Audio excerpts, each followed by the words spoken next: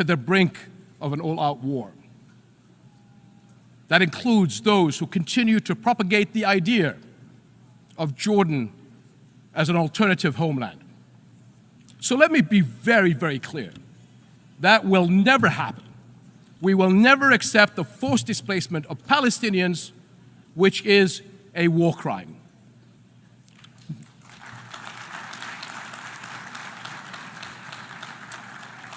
No country in the region benefits from escalation. We have seen that clearly in the dangerous developments in Lebanon over the past few days. This has to stop. For years, the Arab world has extended a hand to Israel through the Arab Peace Initiative, offering full recognition and normalization in exchange for peace. But consecutive Israeli governments, emboldened by years of impunity, have rejected peace and chosen confrontation instead.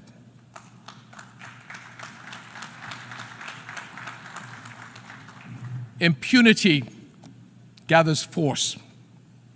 Left unchecked, it gains momentum. Palestinians have borne more than 57 years of occupation and oppression. During this time, the Israeli government has been allowed to cross one red line after another. But now, Israel's decades-long impunity is becoming its own worst enemy, and the consequences are everywhere. The Israeli government has been accused of genocide at the ICJ. Expressions of outrage at its conduct are echoing around the world. Cities everywhere have seen mass protests, and calls for sanctions are growing louder. International frustration with Israel has long been mounting, but it has never been more exposed. For decades, Israel has projected itself as a thriving Western-style democracy in the Middle East. But the brutality of the war on Gaza has forced the world to look closer. Now many see Israel through the eyes of its victims. And the contradiction, the paradox, is too jarring. The modern advanced Israel admired from afar, and the Israel that Palestinians have experienced firsthand, simply cannot coexist. Israel will eventually be entirely one or the other. That is the choice its leaders and its people will have to make. To live by the democratic values of freedom, justice, and equality for all, or to risk further isolation and rejection. Over and over, we have watched Israel try to achieve security through military means. Each escalation is followed by a pause until the next deadlier one. And for years, the global community has taken the path of least resistance, accepting the status quo of the ongoing military occupation of Palestinians, all the while paying lip service to the two-state solution. But it has never been more evident that the current status quo is untenable. And as the International Court of Justice's advisory opinion underscored 2 months ago, it is unequivocally illegal. The court's opinion bears a moral imperative to us all. The obligation it carries is one that our nations cannot afford to ignore for the sake of our world, as well as the future for Palestinians and Israelis alike. Because both peoples deserve to live their lives in dignity, free of violence and fear. And the only way to achieve that is a just peace, one grounded in international law, justice, equal rights, and mutual recognition. That is something we, as nations and people everywhere, can and must unite around. Your Excellencies, the world is watching, and history will judge us by the courage we show. And it is not just the future that will hold us accountable, so will the people of the here and now. They will judge whether we as the United Nations will surrender to inaction or will fight to uphold the principles that anchor this institution and our world. Right now they are asking whether we will stand by as parents watch their children waste away, as doctors watch their patients die for lack of basic medical supplies, and as more innocent lives are lost because the world failed to act. This war must end. Hostages and detainees must return home. But every day we wait is one day too long for far too many.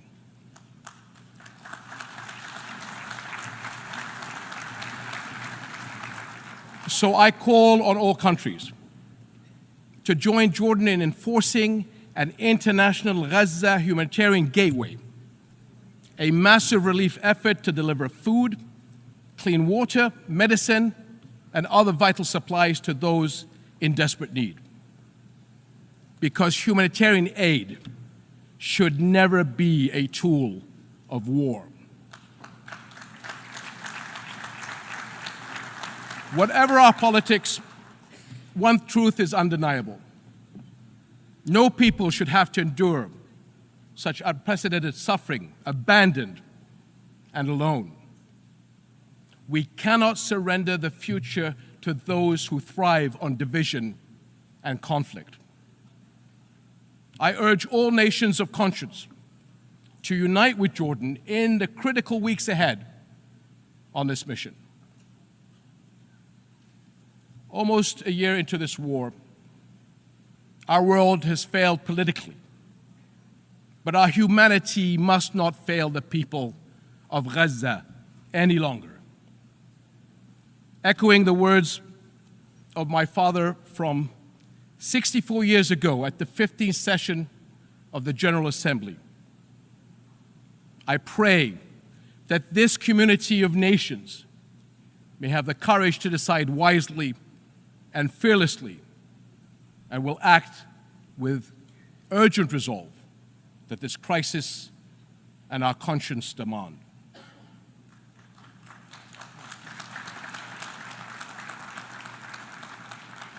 My father was a man who fought for peace to the very end. And like him, I refuse to leave my children or your children a future we have given up on. Thank you.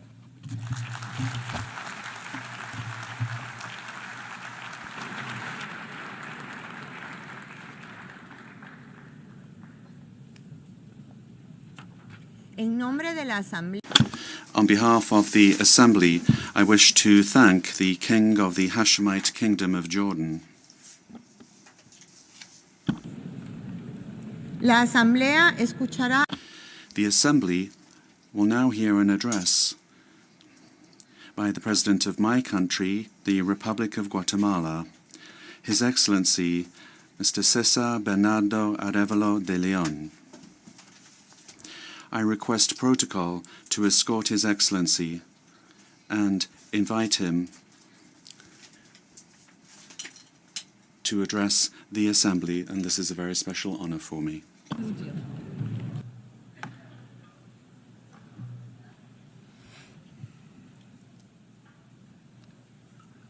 Excelentísima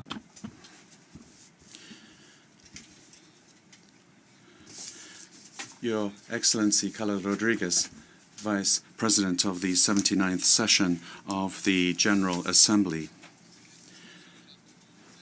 His Excellency Antonio Guterres, Secretary General of the United Nations Organization, Excellencies, ladies and gentlemen, heads of state and government, honorable delegates, ladies and gentlemen. Uwashri Uwashuleu. The people of Guatemala greet the world. I greeted you in the language of the Quiché people, one of the ancestral and most influential communities of Guatemala. Their power and that of the various peoples of Guatemala is what sustains our government. It is the strength of our country. It is the resounding voice of those that have not been heard, of those that have been marginalized, but who have a lot to say, a lot to contribute, who have a place to play in building our collective future. I'm here as a result of two clear expressions of popular will. The first, a vote which unanimously rejected the representatives of the authoritarian past of Guatemala, and it granted me the honor of the presidency to lead the national effort to move towards a future of justice, equality, and progress. The second was the defense that the society of Guatemala, by various means of expression, reaffirmed and defended on the streets with regard to the decision that they took at the polls when a corrupt minority attempted to impose their further rule and cheat democracy. Our democracy will not be complete, it could not exist, without the impetus which is so decisive and courageous of the Mayan people of Guatemala, of people of mixed descent, of the Garinagu people of the Caribbean and of the Xinca people. It is a democracy that comes from the four corners of the country, from these four peoples. Together we form a nation. And the role of our government is to give a sense of unity to this diversity and to move forwards towards a prosperous and inclusive future. I would like to express particular thanks on the part of Guatemala to the countries, peoples, and governments that were together with us, together with the people of Guatemala, during this historic gesture in 2023, and for the support that they continue to give us in our efforts to rescue our democratic institutions. And we are doing this through dialogue, a dialogue which is part of a great national consensus, something which all Guatemalans share over and above our ideological differences, our cultural diversity, our various ways of seeing the world. And I'm sure that in this forum, everyone can identify with this consensus. Namely, we cannot continue to tolerate corruption. Corruption, when the few abuse what belongs to everyone to benefit themselves, is like an anchor that chains us to the past, and it prevents us from growing, from prospering, and building a society which is based on the common good. In the case of Guatemala, corruption's roots are buried in our authoritarian past of repression, of political violence, of social exclusion. But we are breaking free from this. We are freeing ourselves from the chains of the dark past, and what we are seeing reborn is a young, creative, vital, joyous but anxious nation. Young people who will not be silent in the light of injustices and in the light of corruption. A diverse community that is building the future. A future where everyone has a seat at the table, where opportunities multiply, where cooperation and solidarity optimize talent, creativity, and individual efforts, where parents are able to sleep peacefully knowing that health and educational opportunities for their children will be guaranteed, where work will be fairly remunerated, and where prosperity will not require immoral acts of corruption, where the earth, our earth, will be treated with gratitude and respect, and it will give us in exchange clean spaces for us to work, to live, to recreate ourselves, to grow. This is the future that we are building for Guatemala. And this future is not emerging in a vacuum. For us, we see it as coming from within, from our principles, from our own values, from our own cosmovision. Our government is made up of the diverse peoples of Guatemala, and these are the values and the vision of these four peoples. They are the instruments that we are using to navigate this ocean of transformation. In the same way, this very important forum, and so necessary for global coexistence and for the progress of all nations, must look inwards and return to its fundamental values and use them to navigate the complex reality that we are facing today as a planet. The time has come to rescue multilateralism, to revitalize dialogue for peace, and to take concrete actions in order to resolve the most urgent problems afflicting us. Let us begin at the beginning. War, this horror that motivated the opening of this global forum, has commanded once again our attention. It is becoming a permanent reality, but in the recent last 2 years has become desperate, an intensity that we did not expect. We cannot tolerate it. We cannot tolerate war. We cannot ignore international conflicts that affect the peace and security of us all. We must not abandon hope of a world without war, of a future of peace. Guatemala would like to reiterate its solidarity with countries that are suffering from armed conflicts and unjustified wars. We would call upon the members of this Assembly to redouble regional and international efforts so that we can find peaceful solutions to our disputes based on respect for international law and international humanitarian law and the fundamental principle of human dignity. We cannot accept any violation of the United Nations Charter or of the Security Council resolutions by any member state of this organization. Not in Ukraine, not in Gaza, not in Sudan, and not in any other part of the world. Ladies and gentlemen, rescuing multilateralism as a fundamental principle for the international system is an urgent necessity. And for each and every one of the nations that make up this forum, it's an unavoidable commitment if we really and sincerely want a future of peace and progress.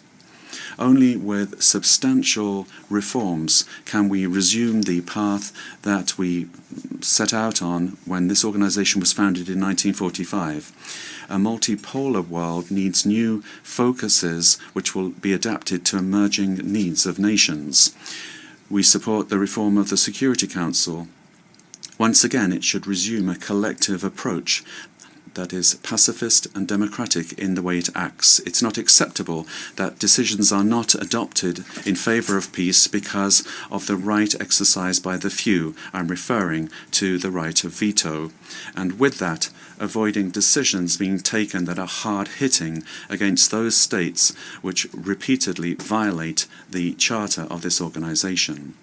Let us recall to the members of the Security Council that it is their primary responsibility to maintain international peace and international security, and that in the performance of its functions it must proceed according to the purposes and principles of the United Nations. Madam Vice President, Guatemala contributes as part of our commitment to peace with 213 officials, military observers and military staff in 7 of the United Nations peacekeeping missions. And this is a contribution which fills us with pride. Our professionalism and experience in this area have led us to be recognized internationally as one of the main countries to make the greatest contribution to peace in Latin America and the Caribbean.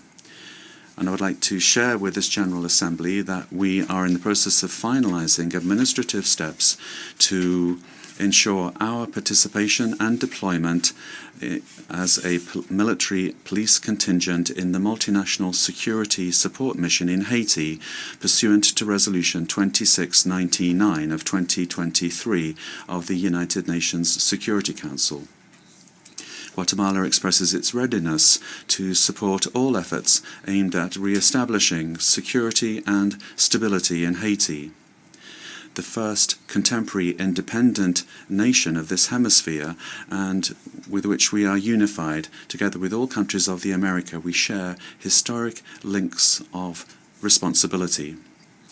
We have known for a long time that an attack against human dignity in any part of the world is an attack against all of humanity. And that's why peace is such a global imperative. We can all make a contribution. We all must do our part. This is the idea that is at the heart and the existence of this organization. In the same way, this organization has the obligation to maintain and increase its cooperation to ensure the protection of migrants, displaced persons, people who, for political, social, or economic or environmental reasons, have taken their lives to other countries. Our government has committed to transforming the relationship between the state of Guatemala and Guatemalan citizens residing outside the country, because they continue to be an integral part of our nation, and their work is a fundamental part of our economy. We are doing this through a strategy that makes it possible for them to have effective participation in our national development, converting them into project partners in order to improve the living conditions for the families that have decided to remain in Guatemala. In the future that we are building, migration is a right, an option. It's not a sentence arising from the lack of opportunities, or from violence, or from hunger. Over the last decade, Guatemala has moved from being a country of origin for migrants and increasingly one of transit and return, and also to a lesser extent, a place of destination. Our commitment is to give dignified treatment to all people that arrive on our shores, consistent with the treatment that we demand for Guatemalans abroad. Our state is making substantial changes in the way that we protect and care for migrant persons. We have identified areas that need improvement and where we can offer greater opportunities in order to strengthen our management of migration flows, to ensure that it is orderly, regular, and safe. It's my personal conviction, that of my government and of the broad majority of Guatemalans, that all migrants deserve to have the opportunity of a dignified life and to ensure that their fundamental rights are respected, irrespective of the causes that led them to migrate. For this reason, we firmly believe in the work that is being done through the United Nations system.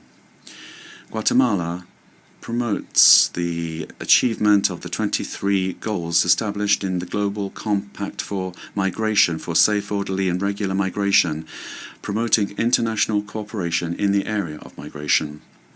With that same conviction, we welcomed 135 Nicaraguan brothers who were released from arbitrary detention by their government.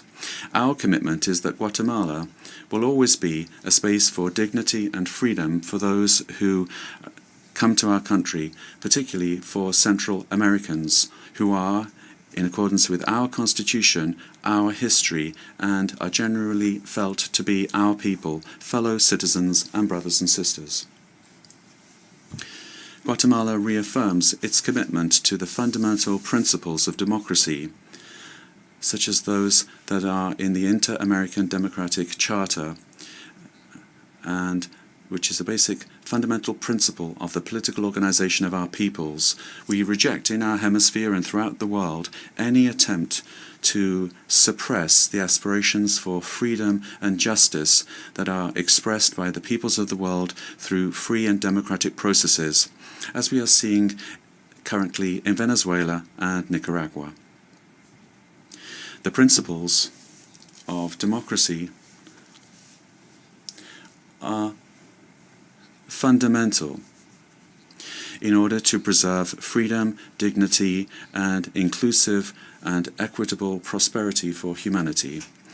Madam Vice President, before this General Assembly, I would like to reaffirm the commitment of Guatemala to permanently and in a lasting manner resolve before the International Court of Justice the insular and maritime and territorial dispute with the brotherly country and neighborly country of Belize. By opting for dialogue and the international legal mechanisms, we have demonstrated that peaceful means and respect for multilateral institutions are the most effective way to resolve disputes between countries. We are confident that this process will make it possible to bring about a just and lasting solution that respects the rights and dignity of both countries. This act is an act of faith, of our faith, in international law, and our commitment to lasting peace, not only for Guatemala and Belize, but also as an example for the region and for the world.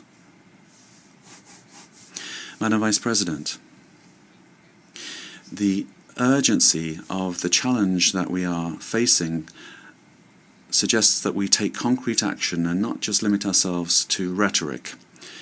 It has been said very often that the time has now come to move from words to action. Conflicts and migration in Central America are fueled by what we consider to be the most pressing global challenge, namely the climate crisis. It is endangering our systems, our economy, our food chain, our survival itself. We are at a critical juncture for saving the current and future generations. Climate change is a devastating reality that is affecting humanity, which affects us today, but which will have disastrous consequences for the future. Guatemala, despite being a hugely diverse country, is extremely vulnerable to extreme climate events that cause natural disasters, flooding, landslides, fires, and an increase in temperatures that we have all been witness to this year. Our contribution to greenhouse gas emissions is minimal. Nevertheless, we, like few other countries, are suffering the onslaught of these extreme climate events. We are adapting ourselves to this reality and reducing the vulnerability of our country. In 2025, we will be presenting an update of our nationally determined contribution in fulfillment of the commitments established in the Paris Agreement. But we must recall here in this forum that the responsibility to address this crisis is a shared one. We have to act to resolve it, those that are suffering the onslaught of this crisis, but also those that have caused it. We issue an urgent call to the major powers to assume the leadership role that is theirs, as well as we appeal to the moral and financial responsibility with the nations, with the countries that have suffered the worst effects. The time to act is now, and it's essential that the next COP, COP29, to be held in Azerbaijan, be a success. The commitment of Guatemala to achieve this goal is total. Dear friends, Vice President, Guatemala is changing And this change implies a transformation of our relationship with the world. We are doing what we can to contribute to the goals of this organization. And this contribution is born of a commitment to the norms and values of global peace and security. But also it comes from a democratic mandate that we have been given. Our people have the conviction that democracy is a necessary condition for progress and for well-being. Guatemala has an authoritarian past, and that's a very recent past, a tragic past that many of you will be aware of. Nevertheless, expressing our vocation for the freedom of our people, and with significant assistance from the international community, we have taken a turn towards promoting and defending human rights, earnestly confronting our historic problems and debts, and assuming courageously the responsibility to resolve the current problems that we have. The recent visit of the High Commissioner Volker Turk and the immediate renewal of the presence of his office in Guatemala are a testimony of this commitment. Guatemala has renewed its commitment to achieving the Sustainable Development Goals, with the recent adoption of the Pact for the Future as part of the Summit of the Future. We are convinced that economic growth alone does not produce development. Cooperation, protection of the environment, social inclusion, respect for and the promotion of human dignity and security are indispensable preconditions for development. Guatemala is changing,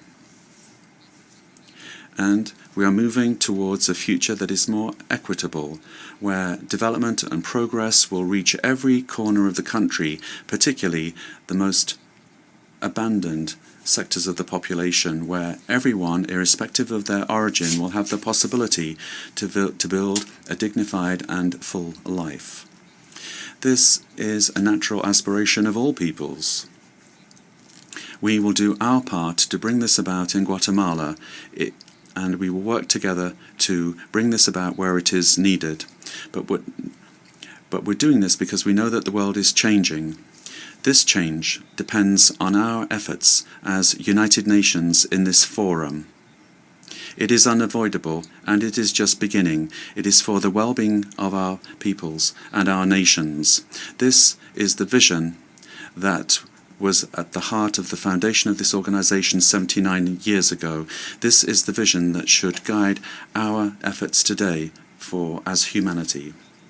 And I conclude quoting the sacred book of the Mayan people, the Popol Vuh, as follows: "Let everyone stand up and advance. Let no one be left behind." Thank you very much.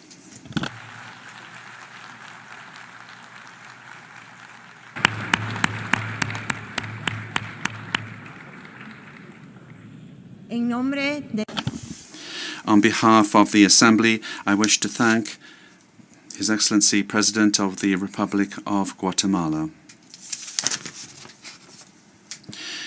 The Assembly will hear an address by Her Excellency Viola Amherd, President of the Swiss Confederation. I request protocol to escort Her Excellency and invite her to address the Assembly.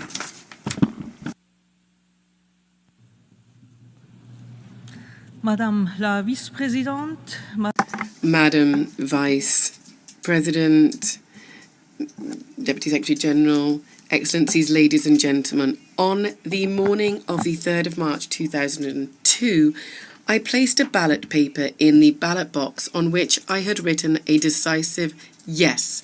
From early morning, figures and projections had already been displayed on TV screens, and yet it wasn't until the evening that the verdict was rendered. After a long and difficult struggle and a controversial election campaign, Switzerland was going to join the United Nations. In fact, ultimately it was just a few hundred votes in the Valais canton, my region of origin, that were the decisive ones. The Swiss people thus expressed the resolve of our country to shoulder its responsibilities and to participate in international politics in a spirit of solidarity. That was more than 2 decades ago. Today, I'm speaking to you just a few days away from the Swiss presidency of the Security Council. The world has changed, but not our principles. Like numerous other countries, Switzerland is increasingly concerned by worsening tensions throughout the world and the emergence of new conflicts. Unfortunately, we increasingly see gross violations of human rights and a complete disdain for internationally recognized borders. Might risks trumping the rule of law, and the use of force has considerably increased. It is only by standing together that we can confront this trend. That the great writer Charles Ferdinand Ramus described so well a century ago. I quote, "Misfortune never comes alone. They get married and have children." Great challenges face us. Wars, disasters, harm that we inflict upon our own planet, and risks and opportunities as well linked to technological progress. The UN, as the only universal organization, is absolutely central in tackling these issues. Taking the decision to work together better, irrespective of political regimes, economic structures, and cultural differences, is already a good start. The world should not divide itself up into blocks. That means that we should be ready to negotiate with all major regions of the world based on the principles that are in the interest of all, respected by all. International law must always be the basis of this. Excellencies, ladies and gentlemen, the quest for peace prevails over all else, and Switzerland is committed to this. Standing in solidarity, faithful to its tradition of good offices, and because giving up and inaction should never be an option, Switzerland this summer brought together about 100 countries and international organizations during the high-level Conference for Peace in Ukraine. Our aim was to give an initial push for a comprehensive, fair and lasting peace in Ukraine based on international law and the UN Charter. We would like to reiterate our invitation to the international community to spare no effort to support concrete measures and the joint communique. International law is the foundation underpinning our shared efforts for peace, security and prosperity in the world. The Geneva Conventions, whose 75th anniversary we are commemorating this year, govern the legal bases for war and thus the protection of civilians. Nonetheless, recent figures from the UN paint a bleak picture of the international community. Not only are people and civilian infrastructure insufficiently protected, but they are coming under repeated attack. We can see violations of international humanitarian law in Myanmar, in Ukraine, in the Middle East, and in Sudan. My country was firmly committed to ensure that the Security Council adopt ceasefire resolutions in Gaza and in Sudan in particular. There is an urgent need for these resolutions to be implemented and upheld. By the same token, we strongly call for an immediate return for complete cessation of hostilities on both sides of the blue line. The heavy price paid by civilians in these crises and in these conflicts currently makes Switzerland even more resolved to continue to view international humanitarian law as a top priority. Respecting it is at the heart of our commitment within the Security Council. The protection of civilians is not a given, and it is no way guaranteed. we should grant it more importance in situations of conflict. The best way of protecting civilians is and will always be peace. Along these lines, my country is investing in promoting civilian and military peace. Whilst some peacekeeping missions have not always achieved the aim set out, day after day they nonetheless contribute to keeping people safe and to stability and to peace. We need to overcome disagreements when we are deciding upon new missions. Peace is too precious to become a playground where individual interests play out. Standing alongside numerous international partners, Switzerland is making its contribution to promoting peace and strengthening its commitment where possible. Over and beyond matters pertaining to peace and conflict, numerous other challenges are of concern. We urgently need to address these. For several years now, it has become increasingly clear that civilians must be protected not only during armed conflicts, but also during natural disasters. Climate change and biodiversity loss have an existential impact on a growing number of people. It is crucial that we also maintain our commitment in these areas and that we bolster them and take brave, courageous measures for the future. Numerous international agreements on the environment or on climate change have not been implemented or have been done so insufficiently. This has led to a massive destruction of our environment. I'm also concerned by the uptick in disinformation. This undermines freedom of opinion based on facts. Private and state actors are spreading false information in their own countries and in other countries in order to deepen polarization, sow discord, and destabilize states. Switzerland is firmly committed to freedom of expression and to freedom of the media. Disinformation is a poison. We want to address this by better distinguishing between what comes under the rubric of freedom of expression and what is the manipulation of facts.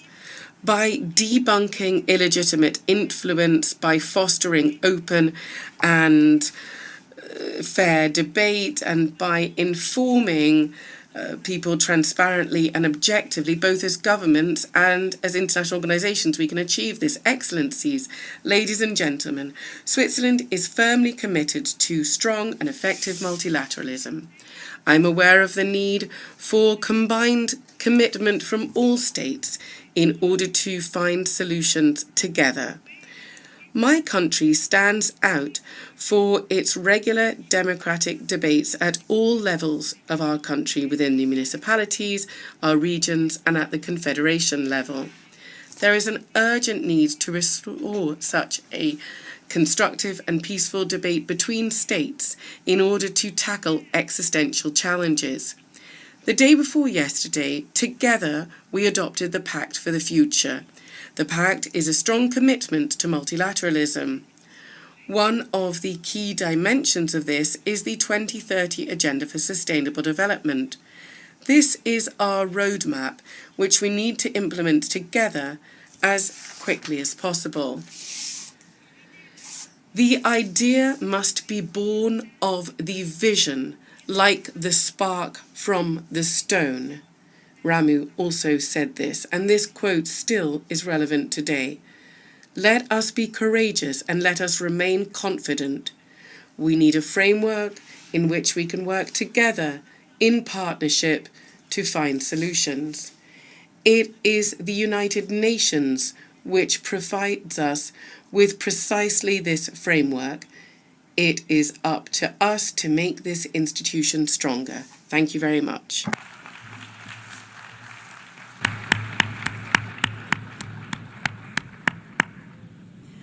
Au nom de l'Assemblée, On behalf of the Assembly, I wish to thank the President of the Swiss Confederation. The Assembly will hear an address by His Excellency Gustavo Petro Urrego, President of the Republic of Colombia. I request protocol to escort His Excellency and invite him to address the Assembly. Mi hija, Antonella Petro. My daughter, Antonella Penetro, has just sent me a paragraph, and she wanted me to begin my speech with that paragraph. So with your indulgence, I will read it. It is a paragraph written by a child of 15, 16 years old, and it reads as follows. Today I am proud to appear before you as the President of the Heart of the Earth. That is how our indigenous people on the Sierra Nevada defined my beautiful country. Geographically speaking, what they said is logical, and it's logical that we call ourselves the heart of the world. However, if we are the heart, we have to set an example of unity, total peace, and preservation, conservation of nature. If a heart works and beats, that's a great step forward. However, all other parts of the human body are important. If one fails, the rest will follow. As such, from the heart of the earth, we now invite all countries to have their conscience piqued, to stand up and leave aside the greed that is killing human beings and Mother Earth. We invite you all to take a step towards total peace. My daughter is in those paragraphs. Those are her orders. Please take heed. Ladies and gentlemen, presidents of the world, in this very house, the ability of a president to communicate depends on how many dollars he has in his budget. It depends on how many warplanes he has. And ultimately, it depends on the clout that his country has and its ability to destroy humankind. The power of a country in the world is no longer exercised by the type of economic or political system it has or its ideology, but power is wielded according to how much capacity one has to destroy humankind. There is this power of destruction, but who are important are those who really have the power to sustain life. We speak, but we're often not listened to. And sometimes perhaps the only people listening to those of us that want to sustain life are our own peoples. That's why we're not listened to when we speak out for the genocide in Gaza to be detained, even though we do speak for the majority of the world and we represent vast swathes of humankind.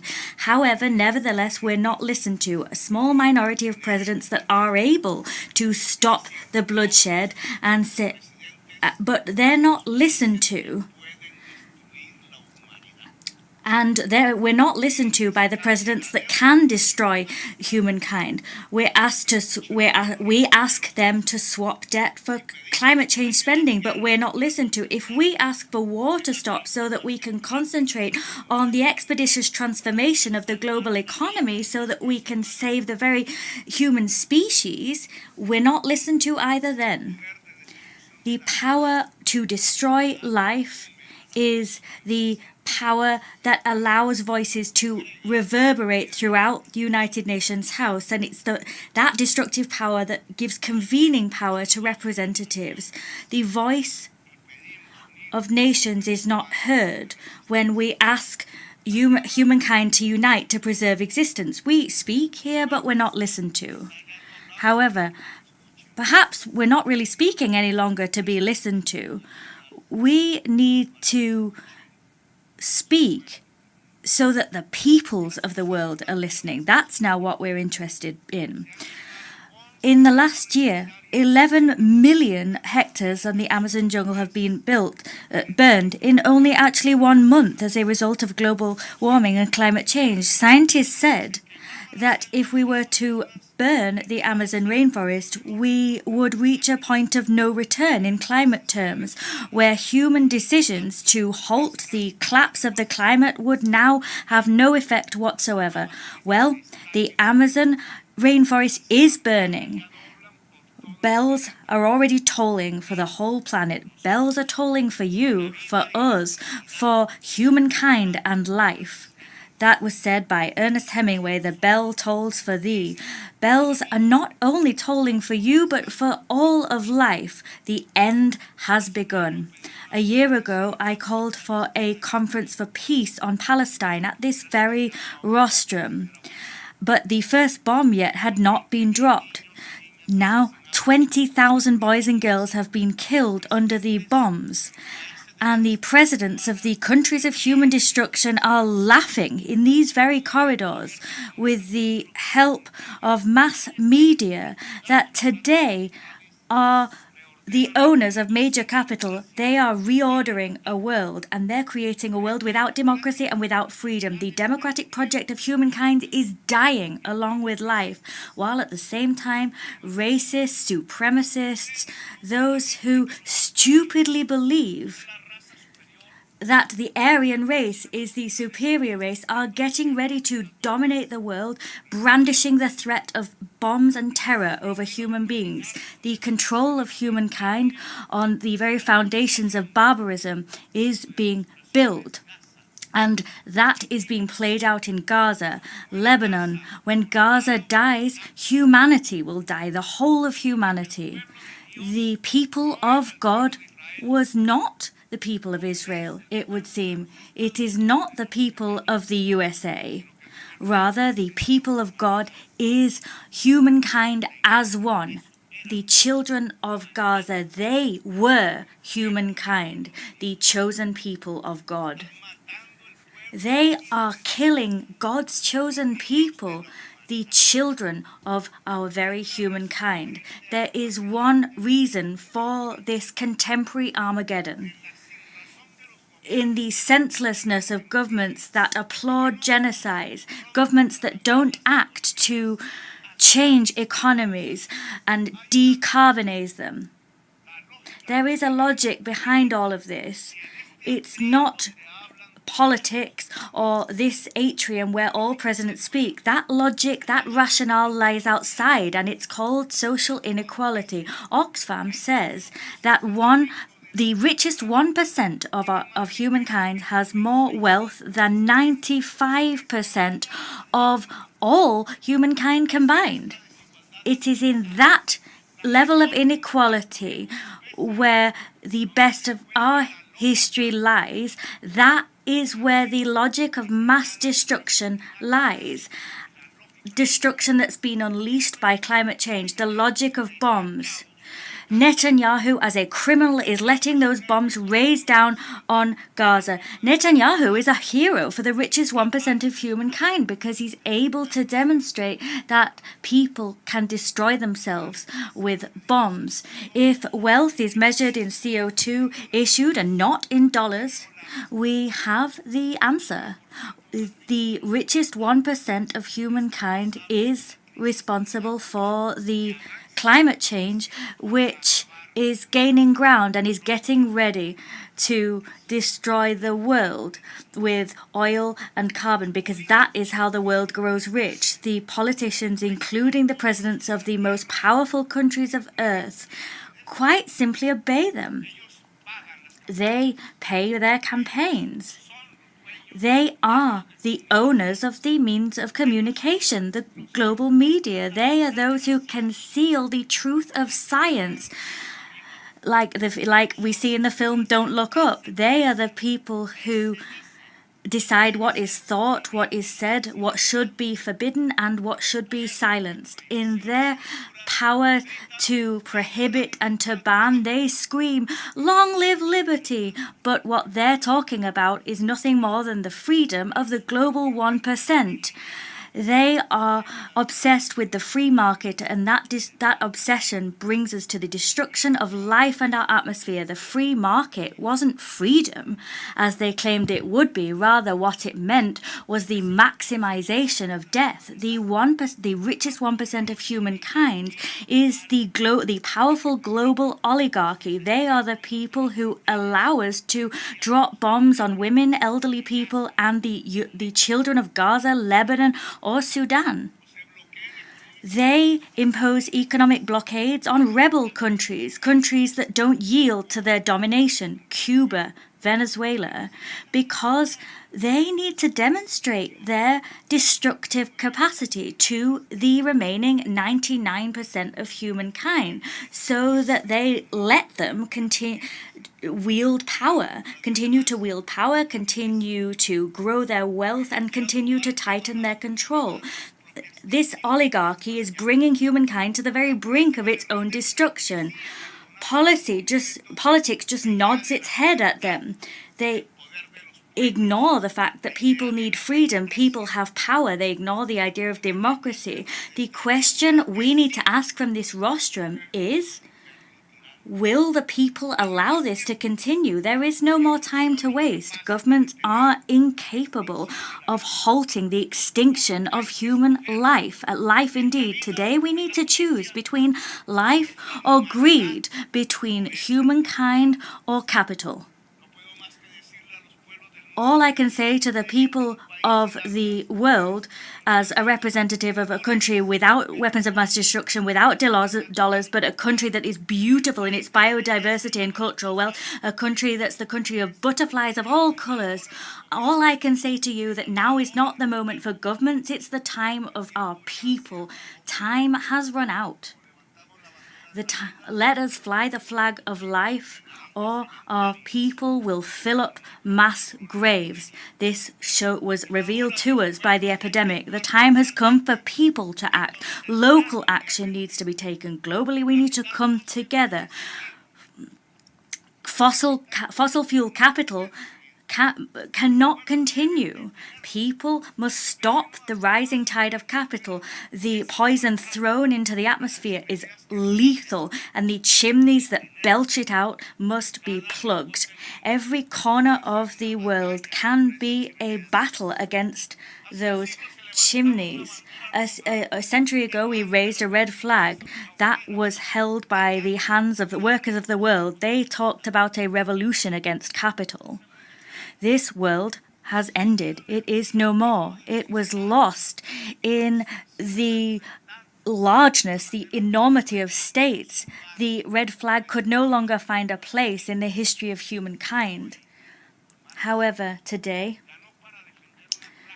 we no longer need to defend a class, a system of ideas, but we need to defend life as a whole. And with that goal in mind, we need to lift up another flag, maybe not a red flag, but a flag of all colours, a flag of the colours of all of humankind. That's why that flag needs to be lifted once more, so that our existence on Mother Earth can be protected. There is the word, socialism. Today it has a new meaning. The brains that are really behind our work are today more connected now than ever before. Human knowledge is more collective than ever before.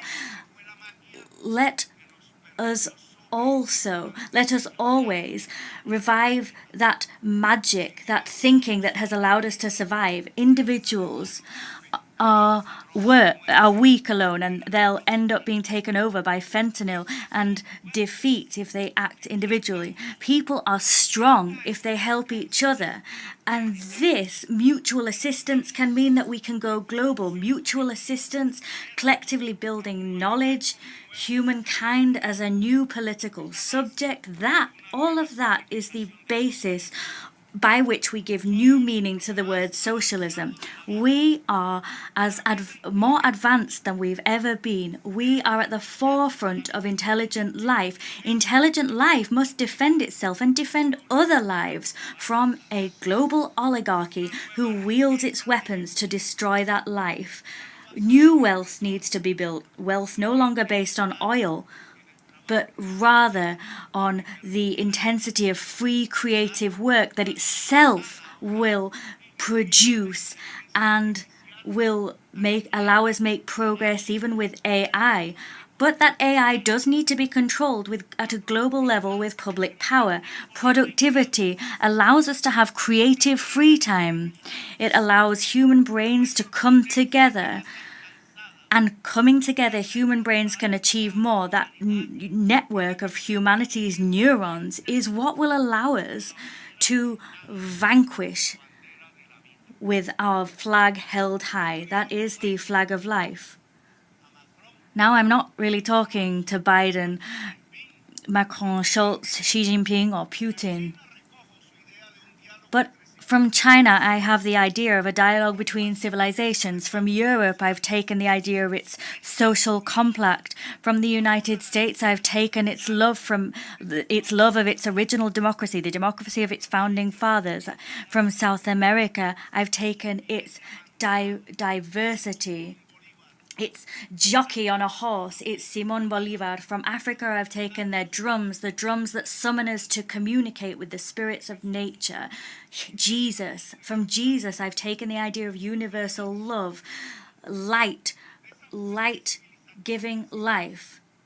I've taken all of these civilizational forces that lie within all the peoples of the world. We need to bring them together and draw from them the strength that we need to wage the greatest battle in humankind's history. That battle is, and about this there can be no doubt, a global revolution. We need to build the largest army ever seen, with spaces for warriors for life, men and women. This global army for life will not have weapons from the global oligarchy. It will not have nuclear weapons. It will not compete for weapons. Neither will it have the full coffers and vaults of banks. Neither will it have the power to destroy children in the genocides waged by oligarchies, but it will have the greatest power of us all. That is the power of a humankind that is united and will not allow its very existence to be torn from it. There is only one.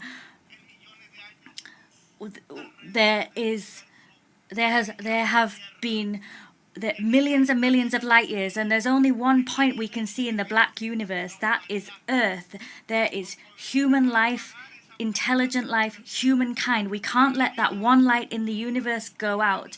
Without life, all we'll have is inert darkness.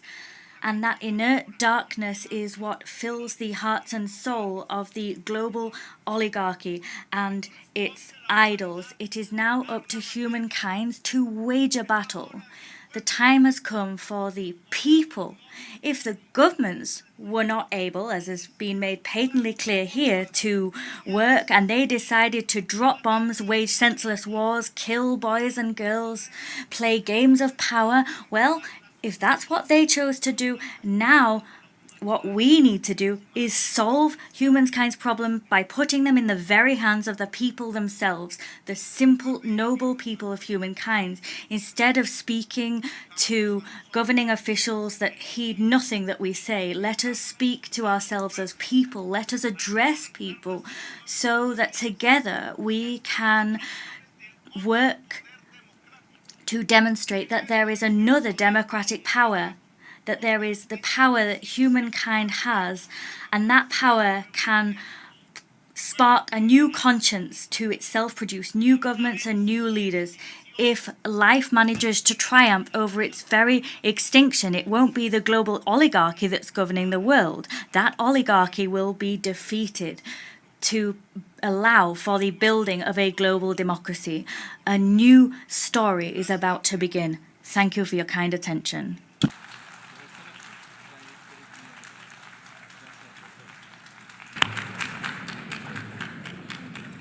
Agradezco. I thank, on behalf of the General Assembly, the President of the Republic of Colombia. The Assembly will now hear an address by His Highness Sheikh Tamim bin Hamad Al Thani, Emir of the State of Qatar. I request protocol to escort His Highness, and I invite him to address the Assembly.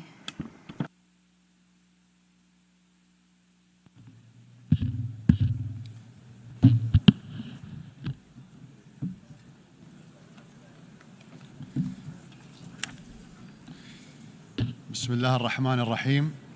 In the name of God, the merciful, the compassionate.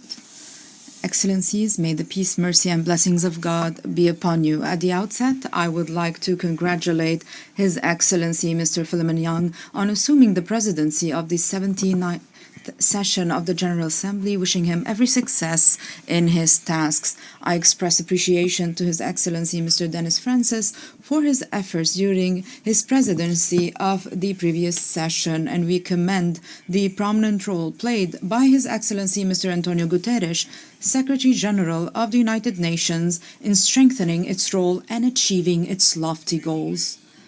Mr. President, the blatant aggression that befalls the Palestinian people in the Gaza Strip today is the most barbaric, heinous, and extensive aggression violating human values, international conventions, and norms. This is not a war within the international relations well-known and common concept of war, but rather it is a crime of genocide by means of the most sophisticated weapons against the people besieged in a detention camp where there is no escape from the barrage of aerial bombing. Resolutions, condemnations, and reports have been exhausted. Nothing is left except the undeterred, ongoing, and premeditated stark crime with children, women, and the elderly as their victims. We oppose violence and the targeting of innocent civilians by any party. But after a year of this war, and with all that has taken place and that continues to take place, it is no longer tenable to talk about Israel's right to defend itself in this context without being complicit in justifying the crime. It is no longer plausible for any official to claim that they do not know. The facts are well known, and reports issued by international organizations about the bombing of schools and hospitals, weaponizing access to food and medicine, in addition to the published and publicly uttered intentions of Israeli leaders. Therefore, the failure to intervene to stop the aggression is a major scandal. Ladies and gentlemen, every year I stand on this podium and I begin by talking about the Palestinian cause, the absence of justice, the perils of believing that it can be neglected, and the illusions of making peace without a just solution to the Palestinian cause. I have done so every year at a time when the Palestinian cause has become absent from the speeches of major powers' representatives in our world. There are those who are tempted by the possibility of marginalizing this issue to get rid of its burden or seeing it vanished without resolving it. But the Palestinian cause is resistant to marginalization because it is an issue of indigenous people on their own land, a people who are subjected to a settler colonial occupation. This occupation has taken the form of an apartheid system in the 21st century. Can this be overlooked? The Palestinian cause will remain in place, except in two cases, either the end of the occupation or the disappearance of the Palestinian people. It seems there are those in Israel who entertain wishful thinking to eliminate the Palestinian people. The ongoing Israeli aggression for nearly a year is nothing but a result of the absence of a sincere political will, a deliberate international failure to resolve the Palestinian issue with a just solution, and insistence of the occupying Israeli authorities to impose a fait accompli on the Palestinians and the world with all types of force. The ongoing brutal war has fired the coup de grace at international legitimacy and inflicted serious damage on the credibility of the post-World War II concepts on which the international community was founded.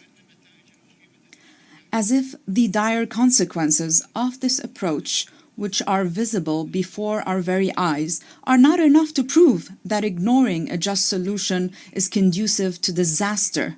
We discover, to our disbelief, that some are still trying to find innovative measures to run Gaza after the war, with or without an authority, only on the basis of security considerations.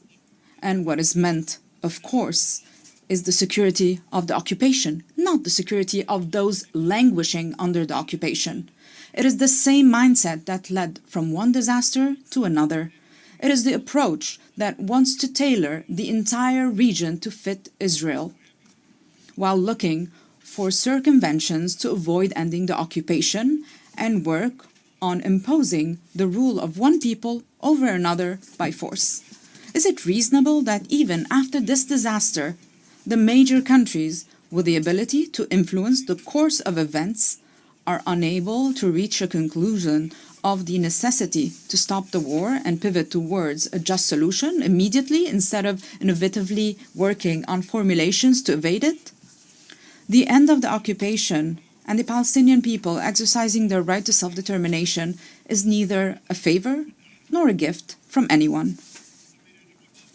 Unfortunately, the Security Council has failed to implement its ceasefire resolution in the Gaza Strip and to refrain from granting the State of Palestine full membership status in the United Nations, despite the fact that the General Assembly adopted a resolution last May supporting Palestine's request for UN membership. The State of Palestine's full UN membership neither establishes its sovereignty nor ends the occupation, but at least it sends a message to the far-right government involved in challenging international legitimacy that force does not eliminate rights. Talking about such a step harming the peace process is simply eyewash, because there is no Israeli partner for peace during the current government's tenure. No peace process is taking place, but rather there's a genocide.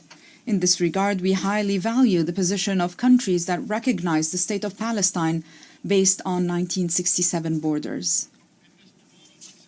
The continuation of the humanitarian tragedy of the brotherly Palestinian people for more than 7.5 decades, this is a shameful stain on the conscience of the international community and its institutions. There is no point in talking about security, peace, and stability in the Middle East region and across the world if not backed by concrete steps leading to an immediate ceasefire and an end to the Israeli occupation of all Arab territories. Ladies and gentlemen, it is no secret that we are facing a humanitarian catastrophe in Gaza and other Palestinian territories, which are subjected to coordinated attacks by the occupation army and settlers in an attempt to enforce plans to expand settlements, annex the West Bank, and Judaize Jerusalem. The international community bears the responsibility for the consequences of what is happening to the brotherly Palestinian people. The Palestinian people are subjected to unfolding genocidal war that has resulted so far in the death of more than 41,000 martyrs, let alone the missing under the rubble, including 17,000 children, 11,000 women, 100,000 wounded, and thousands of disabled and millions of people forcibly displaced several times, in addition to the complete destruction of the infrastructure of hospitals, schools, and buildings, including mosques and churches. A whole society is being destroyed in the course of the genocide against segments of the Palestinian people. It is the Gazan Palestinian community that has retained its composure and achieved remarkable development levels amid more than 17-year-old stifling siege. Mr. President, the State of Qatar has opted for undertaking mediation efforts in an endeavor to stop the aggression on Gaza and secure the release of prisoners and detainees. It is a mediation amidst fierce war and complex circumstances during which one party would not hesitate to assassinate counterpart political leaders with whom it negotiates, such as the assassination of Ismail Haniyeh, who many people feign forgetfulness that he was not only the political leader of Hamas, but also the first elected Palestinian prime minister. For us, mediation and humanitarian work are both a strategic political choice at the regional and international levels and a humanitarian duty before being a political one. We're not being boastful.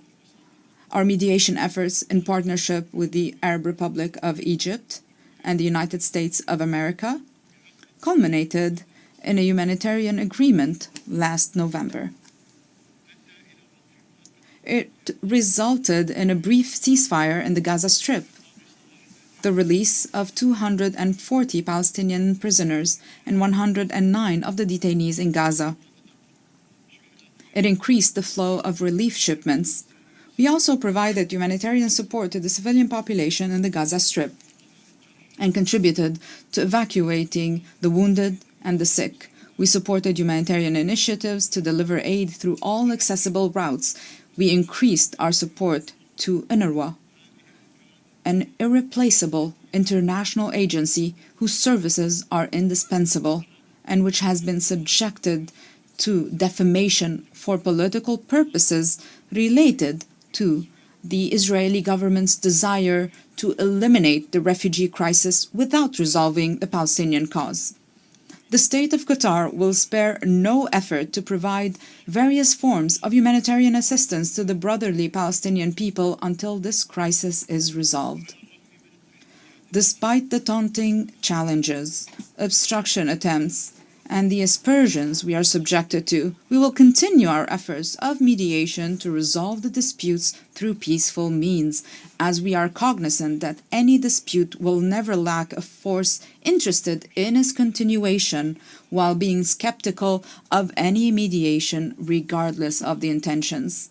We will continue to make every effort with our partners until we reach a permanent ceasefire, secure the release of prisoners and detainees, take the path of a just solution in accordance with the resolutions of the international legitimacy and the Arab Peace Initiative, to enable the Palestinian people to obtain all their legitimate rights, foremost of which their independent state with East Jerusalem as its capital on the 1967 borders. The establishment of an independent Palestinian state within a just and permanent solution is in the interest of the Israeli and Palestinian peoples. We will not achieve this goal except with a serious partner who is aware of the importance of renouncing discord and ending the occupation and all forms of aggression so that we can reach together the desired peace in the Middle East. Mr. President, apart from committing a major crime by rigging wireless communication devices and exploding them simultaneously across thousands of people with total disregard for their identity or location, Israel is currently waging a war on Lebanon, and no one knows to what extent this war could escalate. This is what we have repeatedly warned against if the brutal war on Gaza does not end. This systematic destructive war must stop, and this is the choice before Israel, as its leaders know very well. They know that it will neither bring security nor peace to northern Israel nor to Lebanon, and that the key to security rests on a just peace. Stop the aggression on Gaza. Stop the war on Lebanon. In brotherly Yemen, we look forward to preserving the 2022 truce and proceeding therefrom towards a comprehensive ceasefire, resolving the crisis, ensuring Yemen's unity, and achieving the aspirations of its brotherly people through negotiations between the Yemeni parties based on the outcomes of the national dialogue, the Gulf Initiative, and relevant Security Council resolutions. As regards to the crisis in Syria, and since the beginning of the crisis, the position of the State of Qatar has been clear, and that is that Qatar is keen on the interests of brotherly Syrian people, hoping that the parties and countries involved in the crisis will be convinced of the necessity for dialogue and understanding to end this crisis in accordance with the Geneva Declaration 1 and Security Council Resolution 2254 in a way that will achieve the aspirations of the Syrian people and preserve Syria's unity, sovereignty, and independence. Regarding the Sudanese issue, we call on all the Sudanese parties to stop the fighting, and we reaffirm our support for all regional and international efforts to end this crisis in a way that will ensure the unity of state institutions and the sovereignty and stability of Sudan. In Libya, we support the political trajectory and the implementation of Security Council resolutions, and we urge all parties to recourse to dialogue and overcome differences in order to complete the comprehensive national reconciliation, preserve the progress and gains achieved on the security, political, and economic tracks, and unify state institutions. Arab countries cannot achieve security and stability without the existence of firmly established states capable of legislating and enforcing the law, developing and implementing national policies. No state can firmly be established and be stable in the presence of armed factions that are not under its control. These are self-evident and unquestionable matters. Ladies and gentlemen, the war between Russia and Ukraine has caused great human suffering and left repercussions on Europe and the world. We reiterate our call on all parties to implement the provisions of the Charter of the United Nations and the rules of international law to seek to find a peaceful solution as the only possible solution. In this context, and based on our firm belief in the principle of peaceful settlement of disputes, we have made a tangible contribution over the past year as Qatari mediation led to prisoner swap between the United States and Venezuela. And dozens of Ukrainian children were reunited with their families after being separated by the war.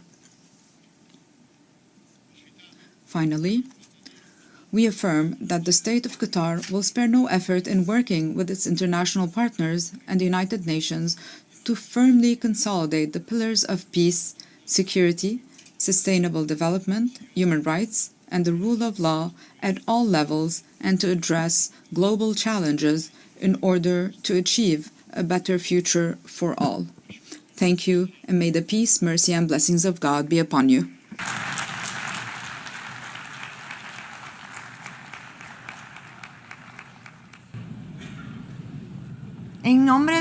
On behalf of the Assembly, I wish to thank the Emir of the State of Qatar. The Assembly will now hear an address by His Excellency Matamela Cyril Ramaphosa, President of the Republic of South Africa. I request protocol to escort His Excellency. I invite him to address the Assembly.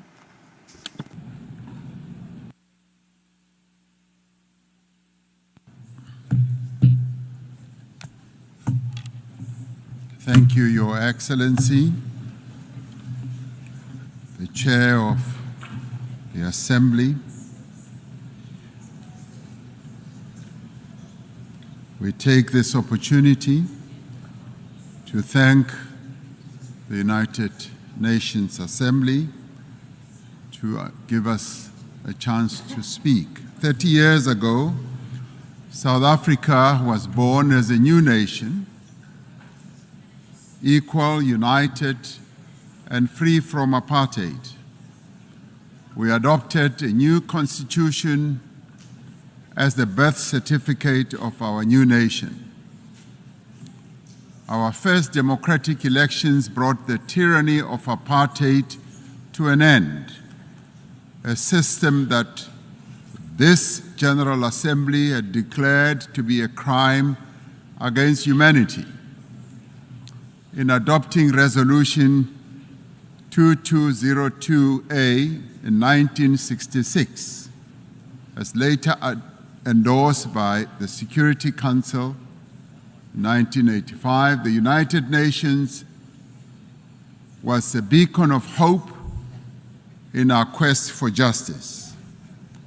The great wave of solidarity of the peoples of the world, led by the United Nations, turned the tide against apartheid. Today, democracy flourishes in South Africa. We have a progressive constitution, an entrenched human rights culture, and strong institutions. We have laws to advance equality and programs to protect society's most marginalized and vulnerable. We continue to transform our economy so that it is in a more competitive position to create jobs, to attract more investment, and that it should benefit all. South Africa is a party to global treaties on human rights, gender equality, children's rights, refugee protection, and environmental protection. A few days ago, South Africa also endorsed the pact that charts the course for a better future for global governance and towards the attainment of the Sustainable Development Goals. As signatory to the Paris Agreement, we are contributing our fair share towards the global effort and have a just energy transition plan to guide our carbon journey and climate resilient development. Through the African Union, we are working to advance Agenda 2063. We are involved in mediation and conflict resolution across our continent and actively contribute to peacekeeping missions. Our political culture has evolved and it continues to mature.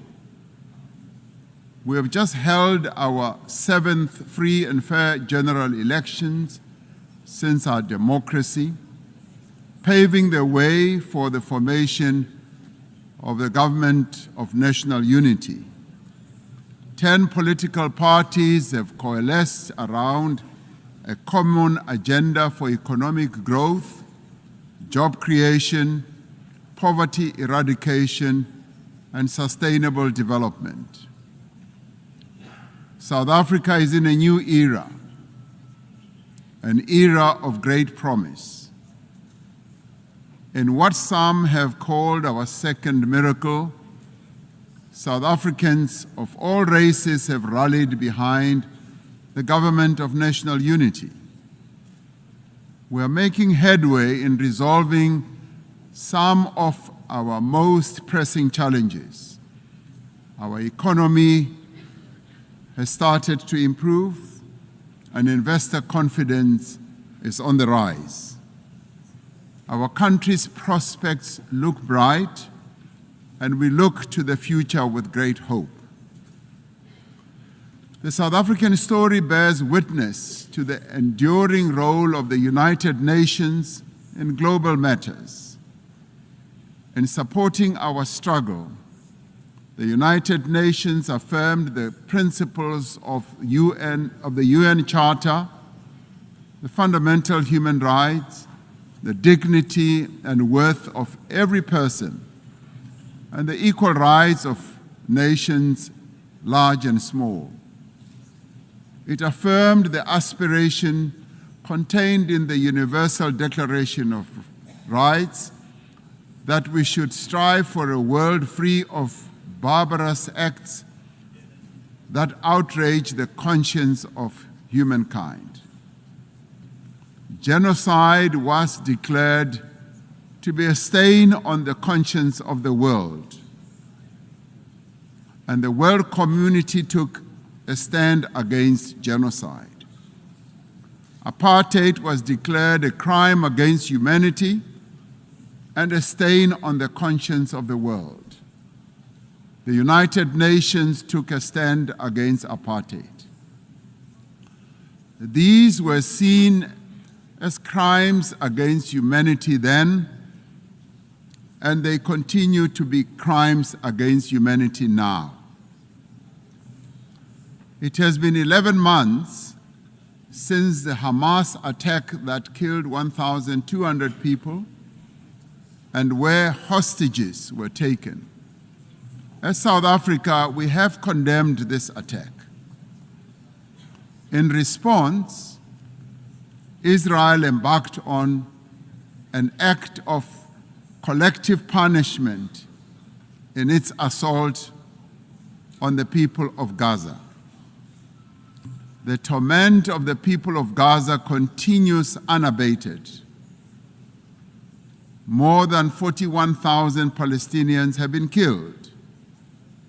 Homes, hospitals, churches, mosques, and schools lie destroyed. Famine and disease stalk the streets of Gaza. This cannot but shock our collective humanity. The violence the Palestinian people are being subjected to is a grim continuation of more than half a century of apartheid that has been perpetrated against Palestinians by Israel. We South Africans know what apartheid looks like. We lived through apartheid. We suffered and died under apartheid. We will not remain silent and watch as apartheid is perpetrated against others.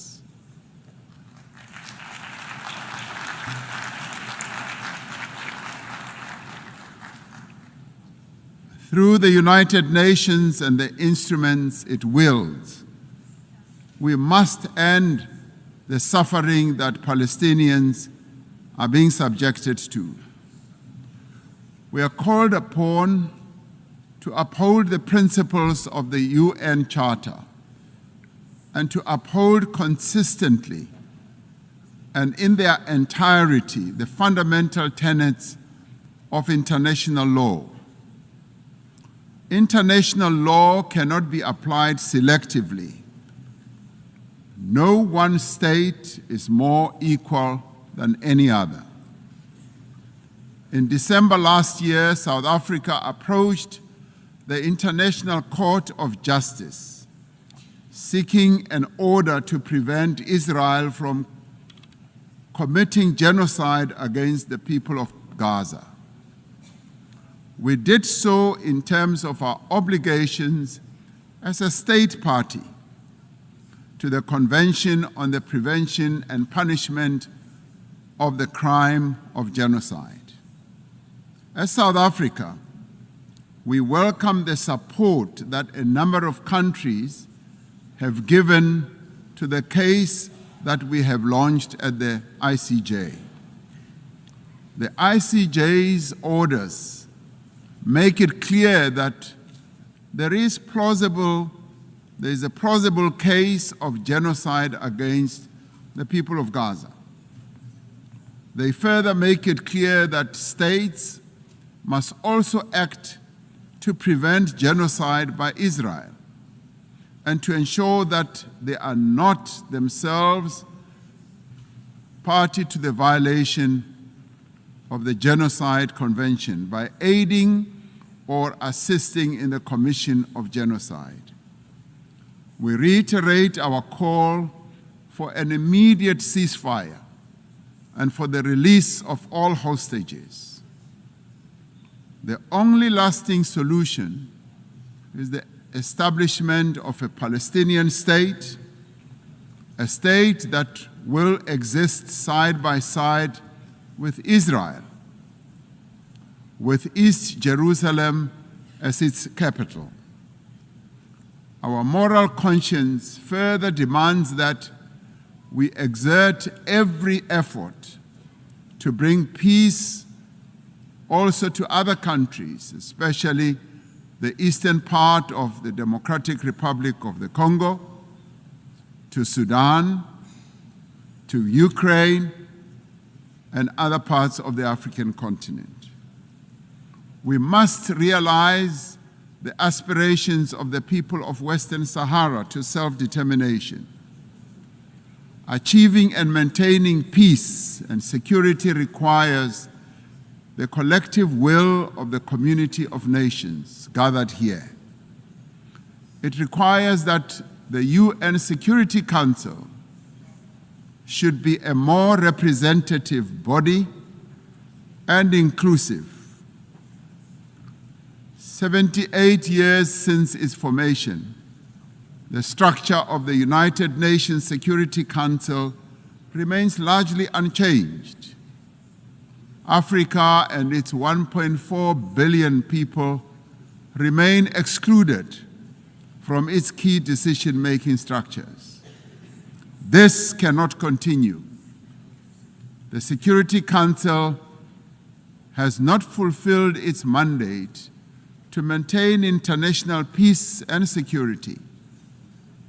The UN Security Council must be reformed as a matter of agency.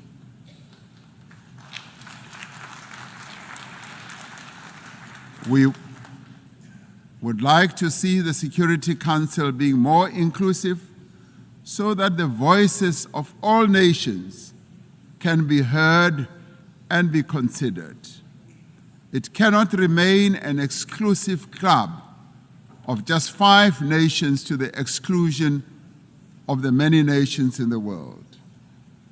Africa stands ready to play its role in building a safer global order by participating in the work of the UN Security Council on the basis of respect and acceptance.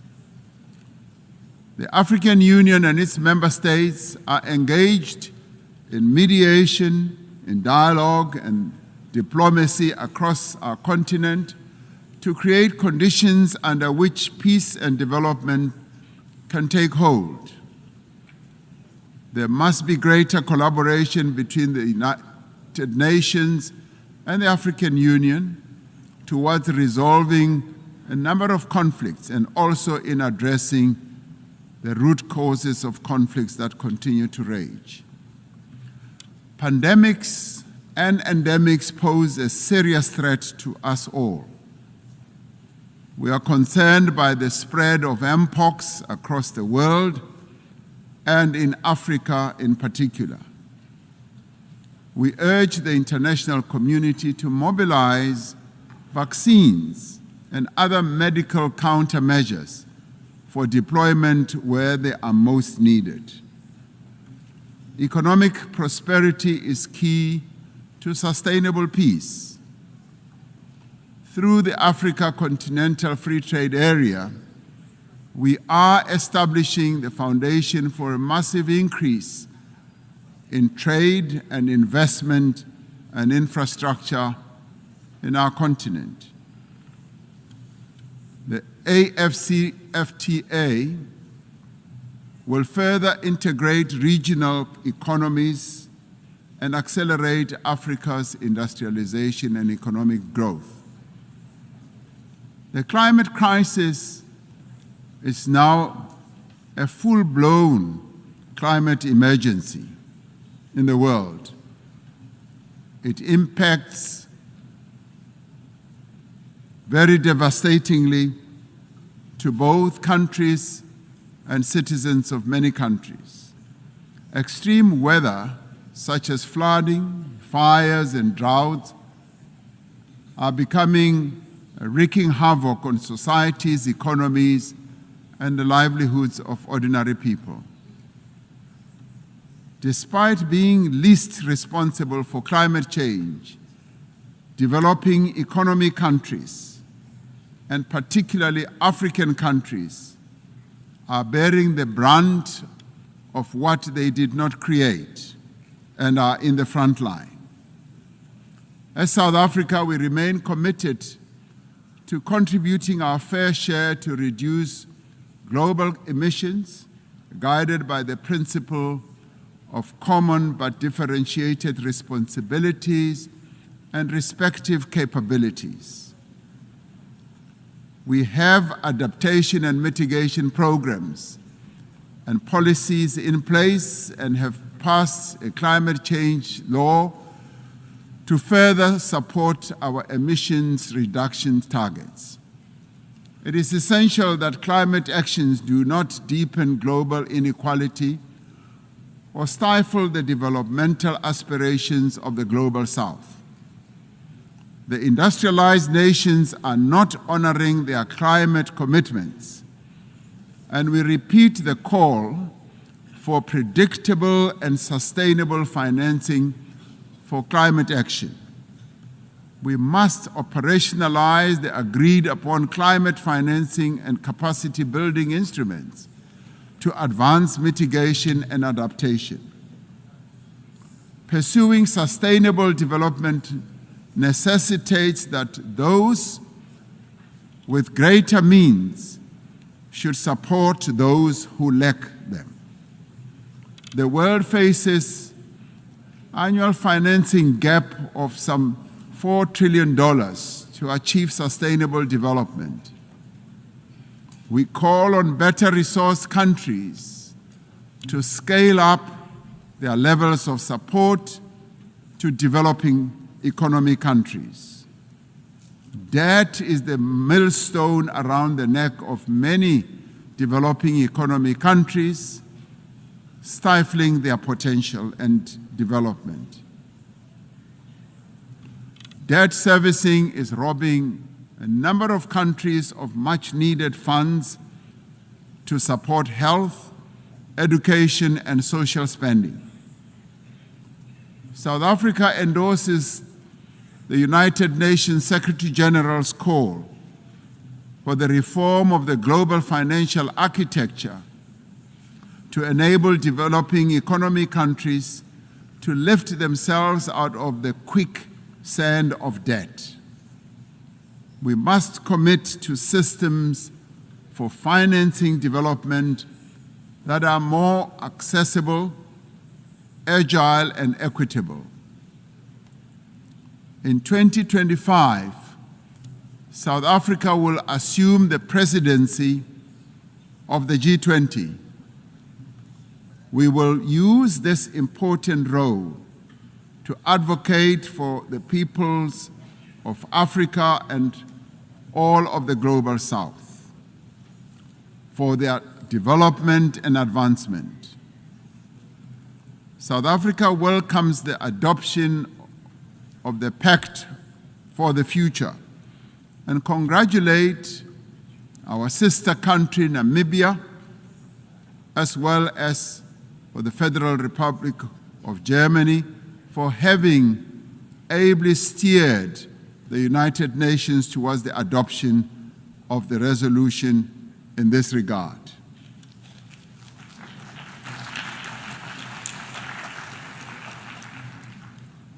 This Pact of the Future is a platform for us to focus on those actions we need to take together to build a world in which the equal worth of every person and the equal worth of every country is recognized and valued.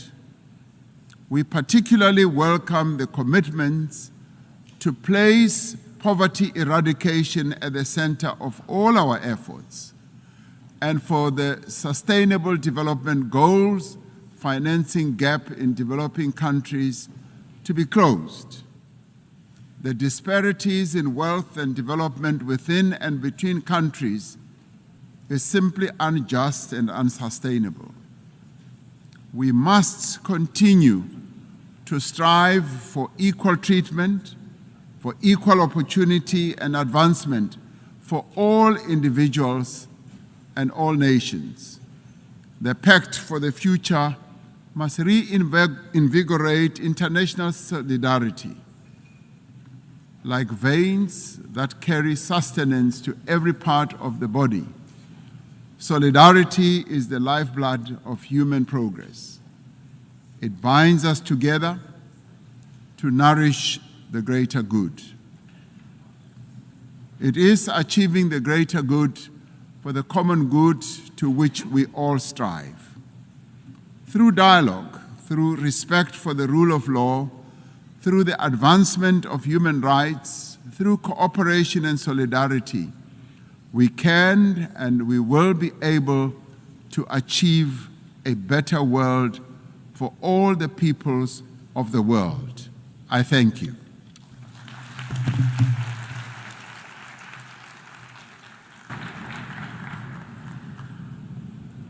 Agradezco. On behalf of the Assembly, I wish to thank the President of the Republic of South Africa. The Assembly will now hear an address by His Excellency Mohamed Muizu, President of the Republic of Maldives. I request protocol to escort His Excellency and invite him to address the Assembly.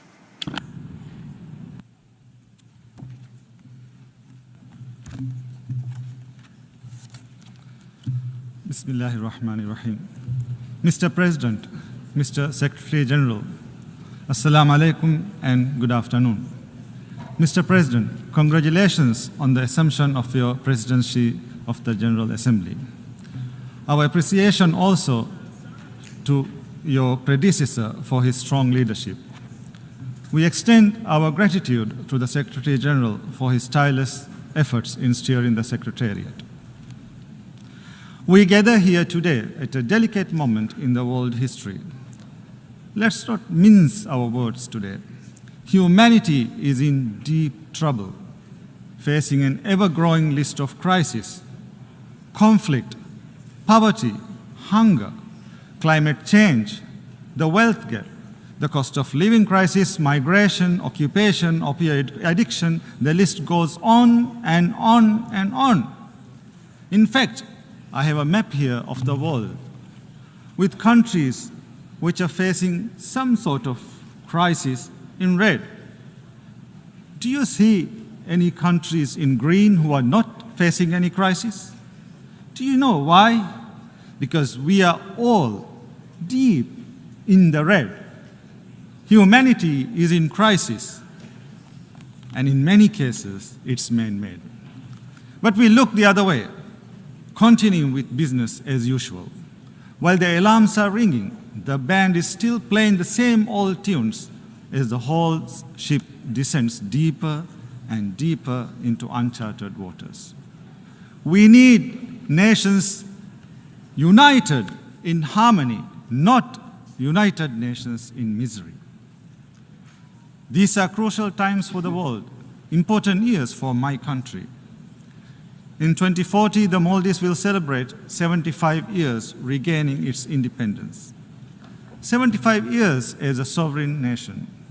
As we look forward to that milestone in our nation's life, what we can hope to achieve?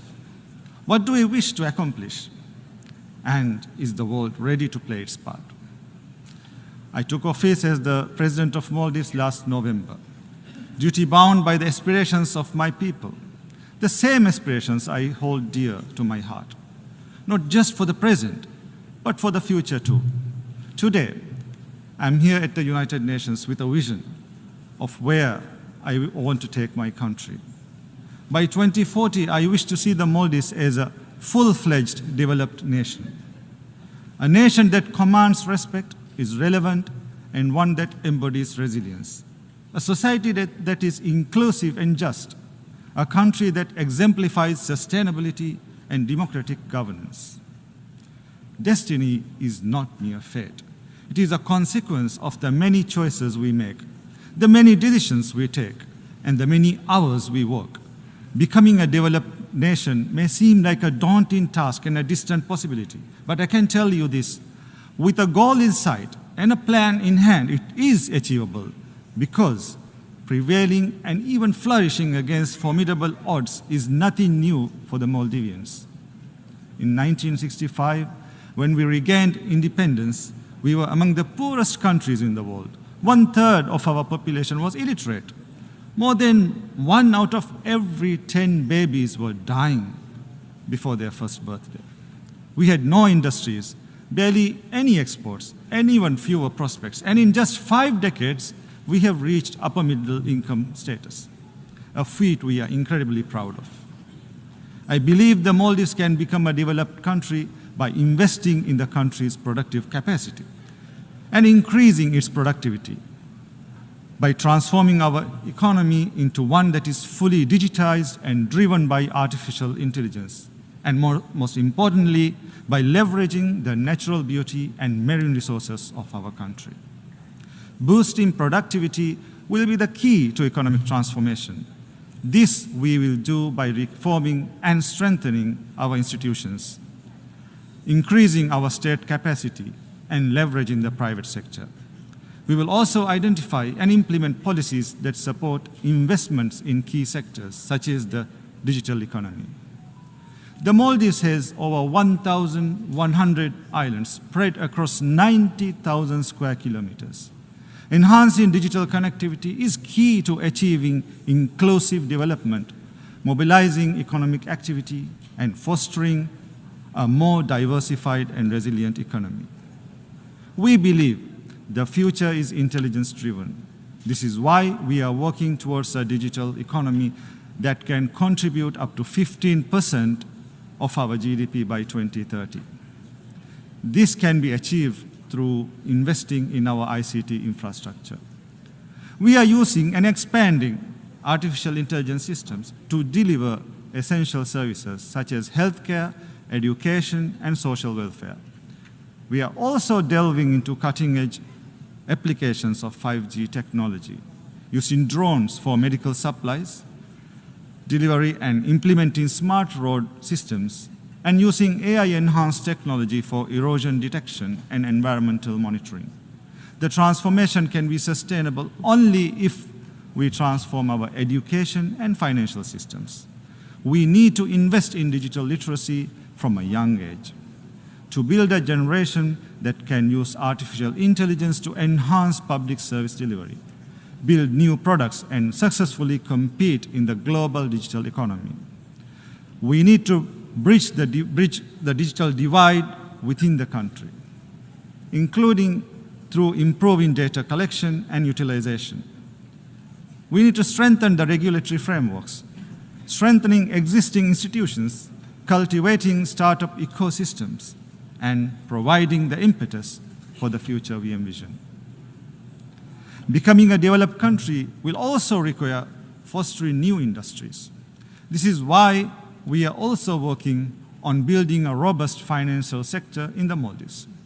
With this in mind, in May this year, I set up the Development Bank of Maldives with a focus on improving and investing in economic diversification. The result we desire is inclusive development, where equality of access to opportunities is guaranteed, where women and young people play key players in development, not mere spectators, and where every Maldivian citizen has adequate housing. To support objectives, my government has launched $6.5 million loan facility. It's specifically for women entrepreneurs, of which 25% is allocated to those with disabilities. In the first phase, over 100 projects will be funded across 19 of the 20 atolls and Male, and across 21 business activities. I have also recently launched a Presidential Youth Advisory Board. This board will advise and inform me directly on the needs and views of young people. Inclusivity is at the heart of one of the most ambitious large-scale urban development projects in the country's history, Ras Male. This is my promise to the Maldivian people, a solution to alleviate the long-term housing crisis, an urban oasis where citizens can fully participate in all aspects of city life. Ras Male will utilize modular housing, leverage a state-of-the-art transportation system that is accessible to all. It will be developed as a climate-resilient and safe island. Tourism drives the Maldivian economy. My vision is to expand the tourism sector further. This means building complementary industries centered around innovation and creativity. This means more sustainable and construction practices emphasizing on green and sustainable tourism. We are also expanding our main international airport, our air connectivity, and the fleet of our national airline. These steps will support the expansion of the tourism sector and at the same time generate more revenue for the country. But tourism is also highly vulnerable to external shocks, conflicts, calamities, and causes beyond our control can and have had far-reaching critical implications in the past. We need the international system to anticipate and address these threats. Threats such as armed conflicts, terrorism, violent extremism, transnational organized crime, climate change, ocean degradation, crimes that transcend national borders. Part of addressing these threats is to safeguard and protect people's fundamental rights. In 2015, the world came together to endorse humanity's fundamental rights by committing to the Sustainable Development Goals, or SDGs. But 6 years to the SDGs deadline, we are only on track in less than a fifth of those targets. In June, this organization, the UN, issued a report saying the world is failing to deliver on Sustainable Development Goals. This week, we agreed on a pact for the future. But do we want this document, the pact, to go the same way as this one, the 2015 SDG commitments? I'm sorry, but we can't keep doing this. We can't keep meeting, talking, pledging, but not doing. We don't want these days to come back to haunt us. The days when we had a chance but not a will. We believe the best approach to protecting fundamental rights is to cultivate a culture of respect. This requires support. The Maldives has a good track record of treaty ratification, implementation, and reporting. We champion the right to environment because we are keenly aware of the consequences of environmental degradation. We also believe that violation of a right by any country, large or small, rich or poor, with powerful friends or not, must not be tolerated. This is why the ongoing massacre, the genocide by Israel in Gaza, is a travesty of justice and the international system. The repeated destruction of homes, hospitals, schools, humanitarian infrastructure, the repeated cycles of killing of men, women, children, babies, thousands upon thousands. The world is struggling to process the deaths of so many civilians in Gaza, and now Israel raids Lebanon, claiming hundreds more civilian lives there. Their cries haunt anyone with humanity. Their tears bitter our conscience. Israel's targeting of journalists, the eyes and ears of humanity, the killing of journalists, Palestinian journalists, Lebanese journalists, Al Jazeera journalists, the closure of Al Jazeera officers. How can we interpret this as anything other than brutal attempts to prevent the world from knowing about the crimes taking place? Israel must be held accountable for these acts of terrorism, for these violations of international law and UN resolutions. We must accept a sovereign and independent Palestinian state on the pre-1967 borders with East Jerusalem as its capital.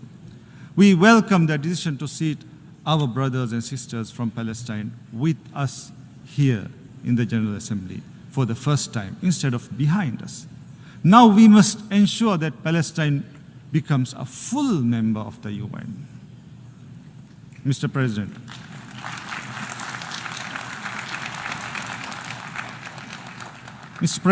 the Maldives is gearing up for an economic transformation that will change lives.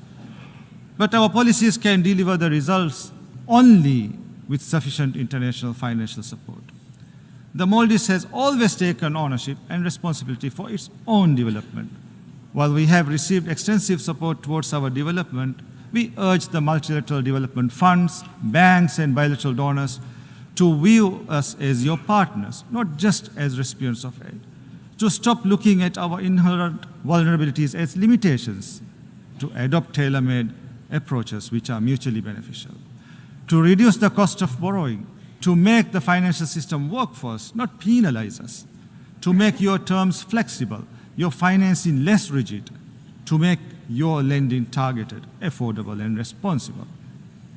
Mr. President, Climate change is the most serious threat to our world, the defining challenge of our generation.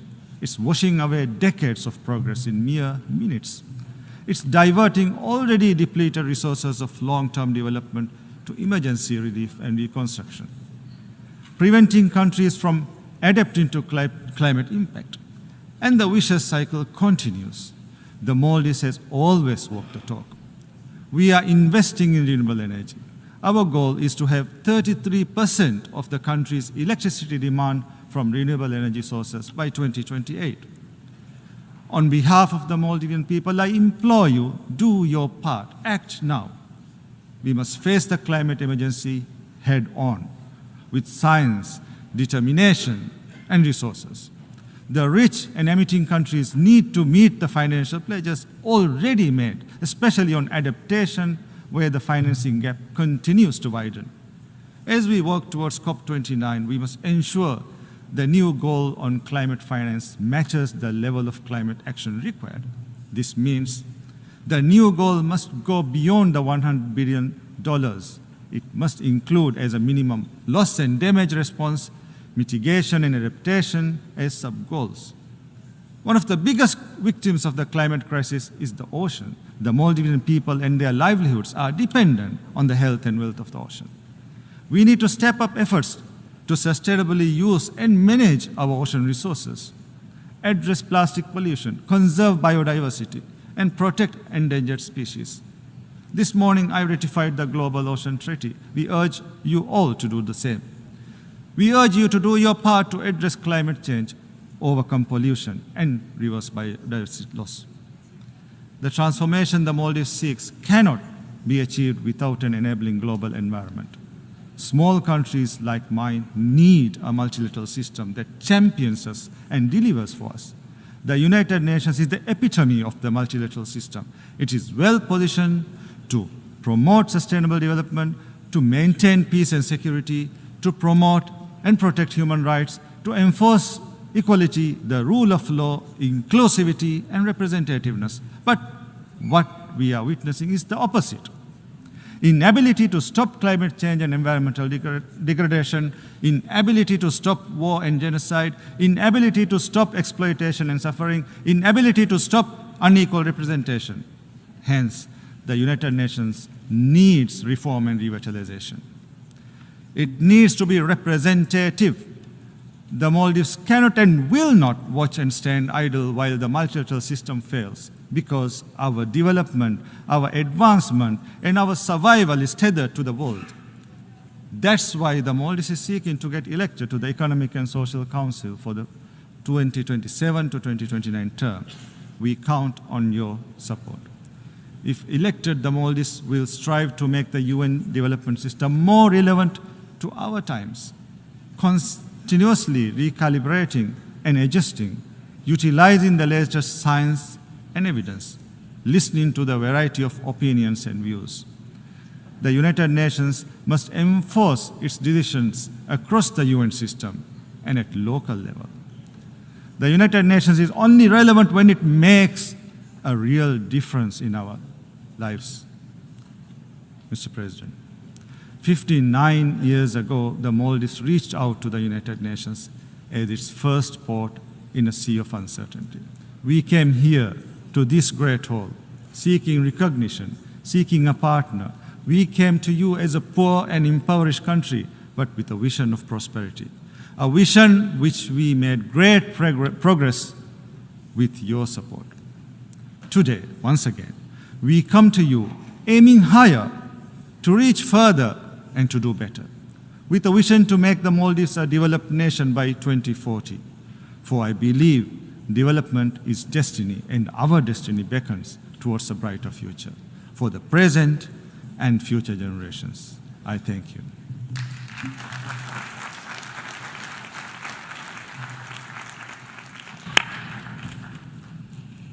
En nombre de la Asamblea, agradezco al presidente de la... On behalf of the Assembly, I wish to thank the President of the Republic of Maldives.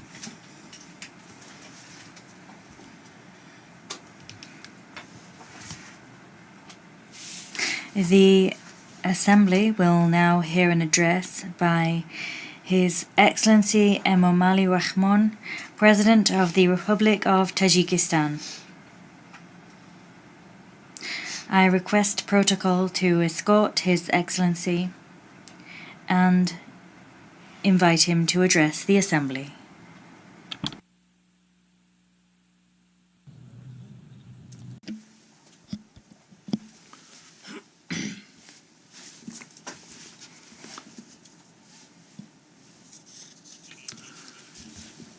Honorable President, Excellency Secretary General, distinguished delegates, ladies and gentlemen, I at the onset extend my warm words of congratulation to His Excellency Mr. Philemon Yan on his election as the President of the 79th session of the United Nations General Assembly.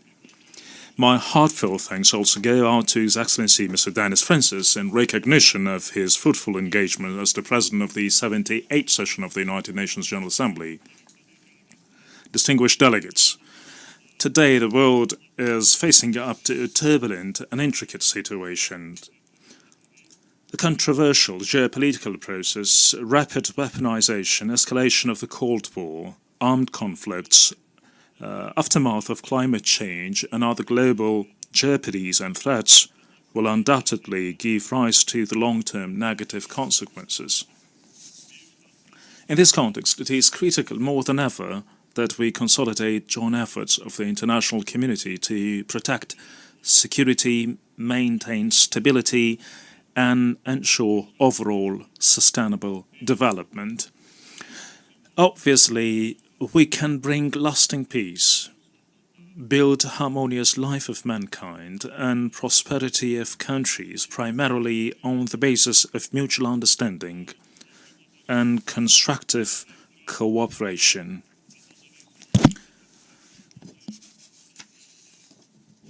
We ought to be united to achieve these objectives, bring all wars and conflicts to an end, as well as implement other peaceful goals. It is high time now to take bold and effective steps forward to strengthen the key role of the United Nations in resolving conflicts and restoring peace and stability across the planet. I, in this regard, would like to propose to adopt a special United Nations General Assembly resolution declaring the decade of promotion of peace for future generations. As I've stated time and again, Tajikistan always advocates the solution of all conflicts only through political and diplomatic means.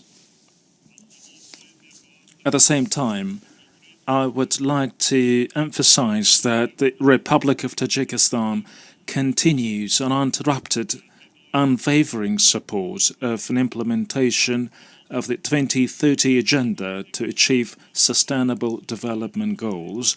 It is worth noting that the principal message of this agenda is also reflected in Tajikistan National Development Strategy 2030, and continued efforts are being taken to achieve the primary goals. Nevertheless, the existence of a wide range of difficulties hinder the timely financing of sustainable development. Challenges include security turmoil, economic and financial crisis, unprecedented warming due to climate change, and loss of biodiversity, as well as an outbreak of contagious diseases. In a political declaration recently adopted by the General Assembly, member states have admitted that achievement of the Sustainable Development Goals is in threat. According to the United Nations Secretary General's report, the international community will be able to achieve only 17% of Sustainable Development Goals by 2030. We are witnessing the setbacks in results achieved within the Sustainable Development Goals in many developing countries.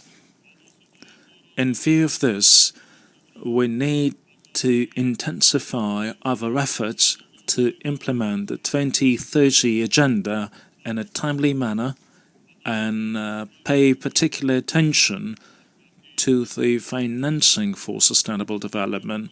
It means that we need to prioritize sustainable development for developing countries and financing with a view to facilitate and promote the sustainable development achievement. We do also believe that the fourth International Conference on Financing for Development, scheduled to be held in Spain in July 2025, as per the United Nations General Assembly resolution, will play a crucial role in exploring new approaches to remove barriers on the way to financing for development.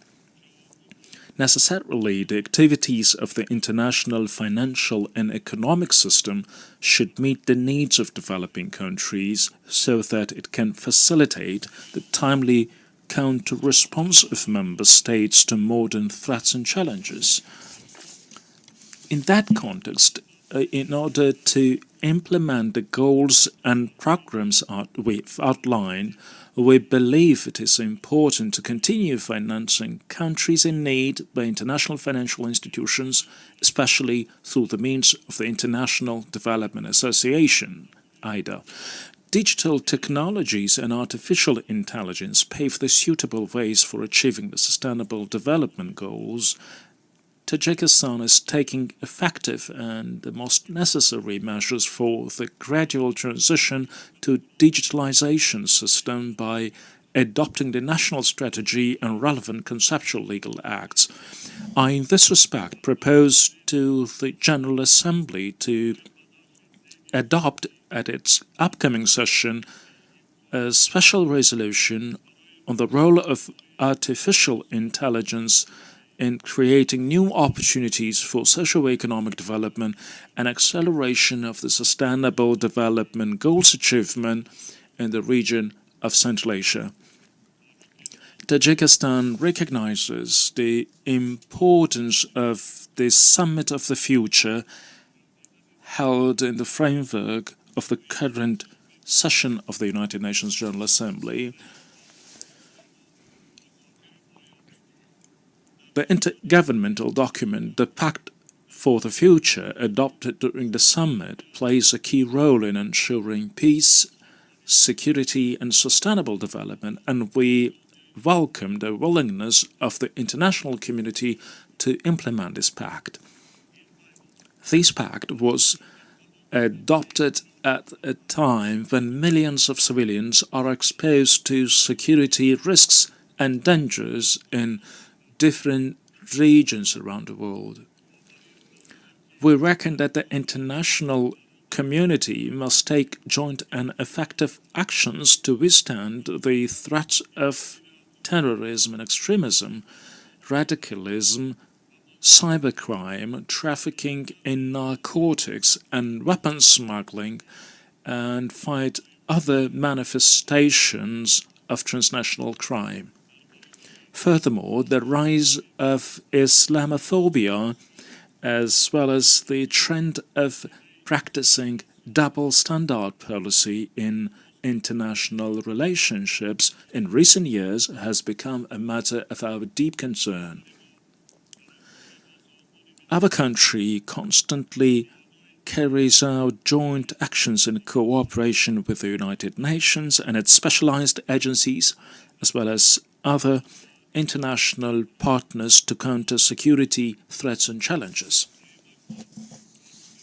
Consequently, Tajikistan and the state of Kuwait, in cooperation with the United Nations Office on Counterterrorism, will hold the next high-level conference in the framework of the Dushanbe process on counter-terrorism in the city of Kuwait this November.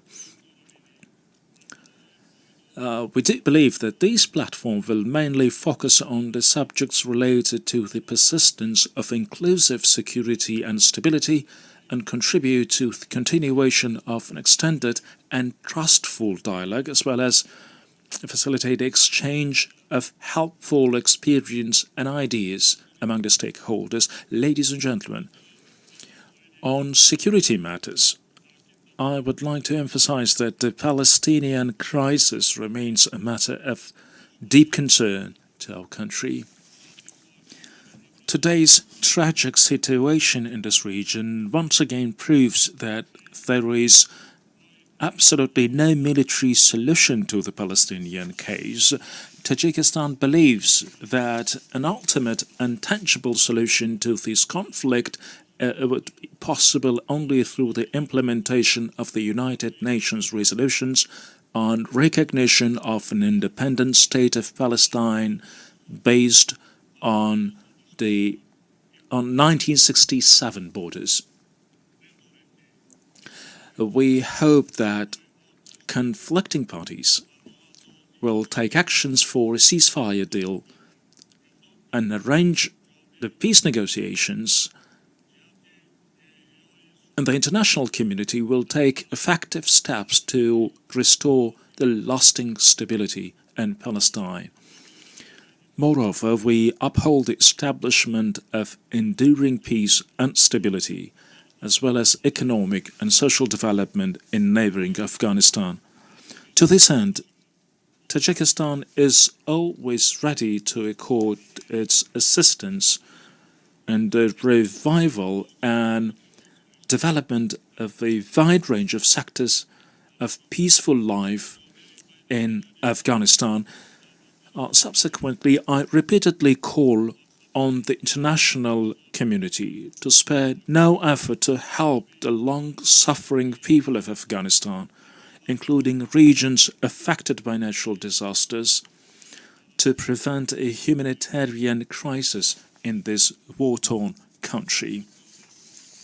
Honourable delegates, ladies and gentlemen, it has been more than a year since the United Nations Water Conference 2023. According to the reports of relevant United Nations agencies, progress in water supply and sanitation, despite some improvements, does not meet our expectations. It needs to be much more done. As a result, Tajikistan, as a champion country, actively cooperates with all stakeholders to implement the commitments stemming from the Water Action Agenda of the United Nations Water Conference 2023. Successful accomplishment of these and other water-related commitments and goals will depend on effective multi-stakeholder partnerships that ensure integrated and systematic, coherent approach. In this regard, it is important for us to take advantage of Dushanbe Water Process Platform to monitor the outcomes of the United Nations Water Conference 2023. We believe that Dushanbe Water Process will play a pivotal role as a platform for a broad, inclusive dialogue of stakeholders for a comprehensive preparation for the United Nations Water Conference in Dushanbe in 2028. Your Excellencies, distinguished participants, at the backdrop of a climate change impact, the international community needs to work on collective approach and initiatives in the proper use of natural resources and the relentless activities of various fields of human life. In recent years, the natural disasters along with a series of droughts caused enormous damage to the agriculture, environment, and economies of developing countries in general. Being 93% of its territory covered by mountains, Tajikistan is also vulnerable to climate change due to the frequent occurrence of natural disasters. Natural disasters annually bring damage to the national economy of Tajikistan worth hundreds of millions of dollars, and unfortunately in many cases they cause death toll. Climate change is causing the accelerated melting of glaciers and reduce water volume in the rivers in different parts of the world, including in Central Asia. This process has a negative impact on real sectors of national economy such as energy, industry and agriculture. To date, more than 1,000 out of 14,000 Tajikistan glaciers, which are the main source of drinking water in the region, have completely melted, and the pace of their melting is dramatically increasing. This is despite the fact that precipitation and glaciers of Tajikistan make up to 60% of the source of water resources in Central Asia. And while the United Nations General Assembly's declaration of 2025 as the International Year of Glaciers Preservation at the initiative of Tajikistan provides a suitable basis for a developing cooperation among stakeholders. Pursuant to this United Nations General Assembly resolution, March 21st was declared as the World Glaciers Day, and an international trust fund to promote the glaciers preservation was established under the auspices of the United Nations Secretary-General. Concurrently, the first high-level international conference on glaciers preservation will be hosted in Dushanbe, Tajikistan next year. Taking this opportunity, we call on partner countries and organizations to actively participate and contribute to the arrangement and conduct of this conference. We believe that this important international conference, which is scheduled to be held in cooperation with UNESCO and the World Meteorological Organization, will play an effective role in assessing the global glaciers problems and exploring specific approaches and ways for their effective solutions. Alongside with this, we invite all partners to financially contribute to the International Glaciers Trust Fund. It is worth highlighting that to further advance the glaciers preservation agenda, Tajikistan, together with France, has put forward another initiative to declare 2025-2034 a decade of action for cryospheric sciences. Our country has adopted a national strategy for adaptation to climate change 2030, based on its international obligations, including specific provisions of the Paris Agreement. Evidently, one of the ways to successfully mitigate the challenges related to climate change is the development of a green economy, which in turn calls for green energy development. Considering the importance of this reality, our country has approved and currently is implementing the Green Economy Development Strategy for 2023-2037. We currently produce 98% of our electricity from the country's hydroelectric power resources, and we are ranked the 6th in the world in terms of the share of greener energy produced from renewable sources. The goal of the implementation of our plans in this direction is to turn Tajikistan into a green country by 2037. Today, finding solutions to the daily issues of adaptation to climate change and reducing the severity of its negative consequences is considered one of the top priorities for the international community. We hope that developed countries, the United Nations and its specialized agencies, influential international financial institutions, and other international and regional multilateral entities will further continue to pay serious attention to these important and critical issues. We are convinced that the international community succeeds to achieve its common goals and objectives through the development of trustful dialogue, mutual understanding, and constructive, rewarding cooperation. I thank you for your attention.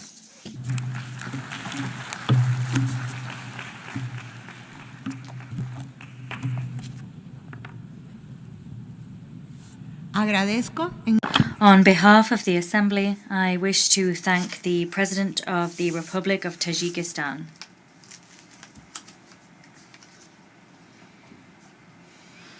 The Assembly will now hear an address by His Excellency Gitanas Nausėda, President of the Republic of Lithuania.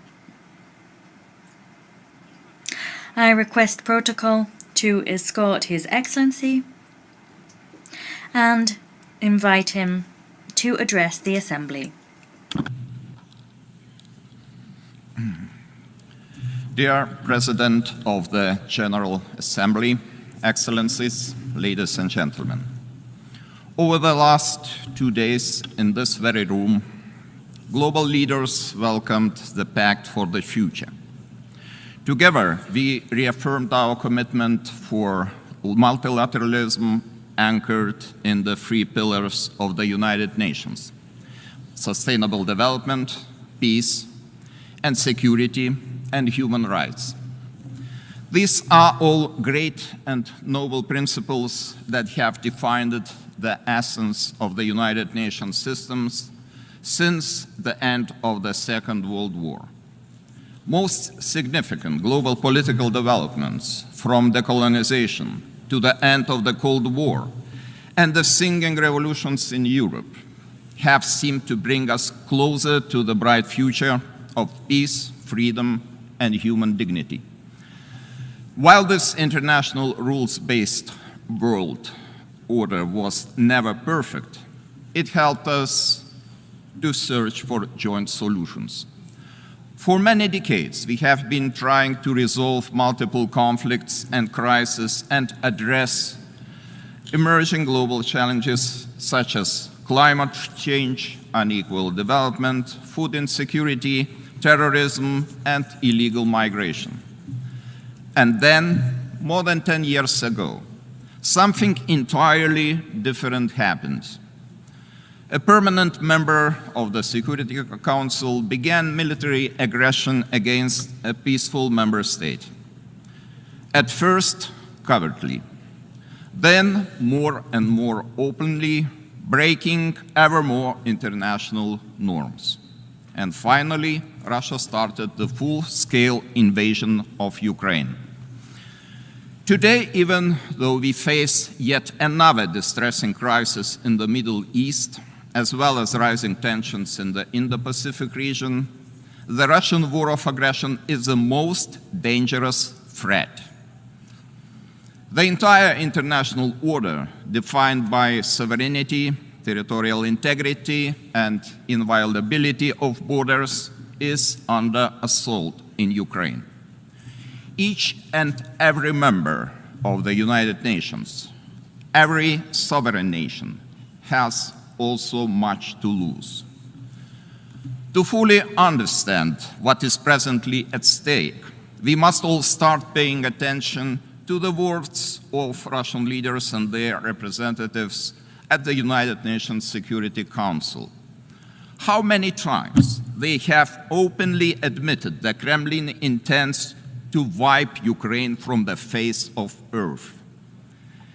If any sovereign nation is under the threat of complete destruction, no country is truly safe anymore.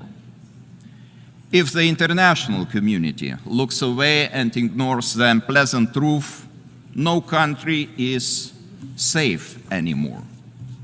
And if mass killings, deportation, and deliberate actions on civilian population became the new norm, no country is truly safe anymore.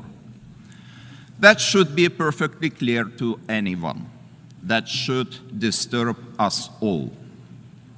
Ladies and gentlemen, what Russia presents to the world is a return to the era of imperial conquest, colonial domination, and genocide.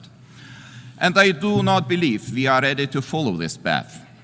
I do not believe any of us want to see powerful neighbors convincing themselves that from now on every dispute should be settled by force. Therefore, right now, Ukraine is fighting not only a war of self-defense.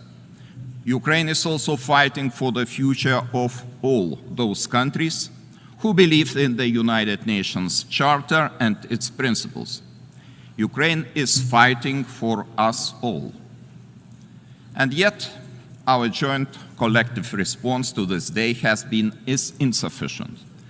We have not been able to stop this madness. We have not been able to force Russia to reconsider its dangerous course.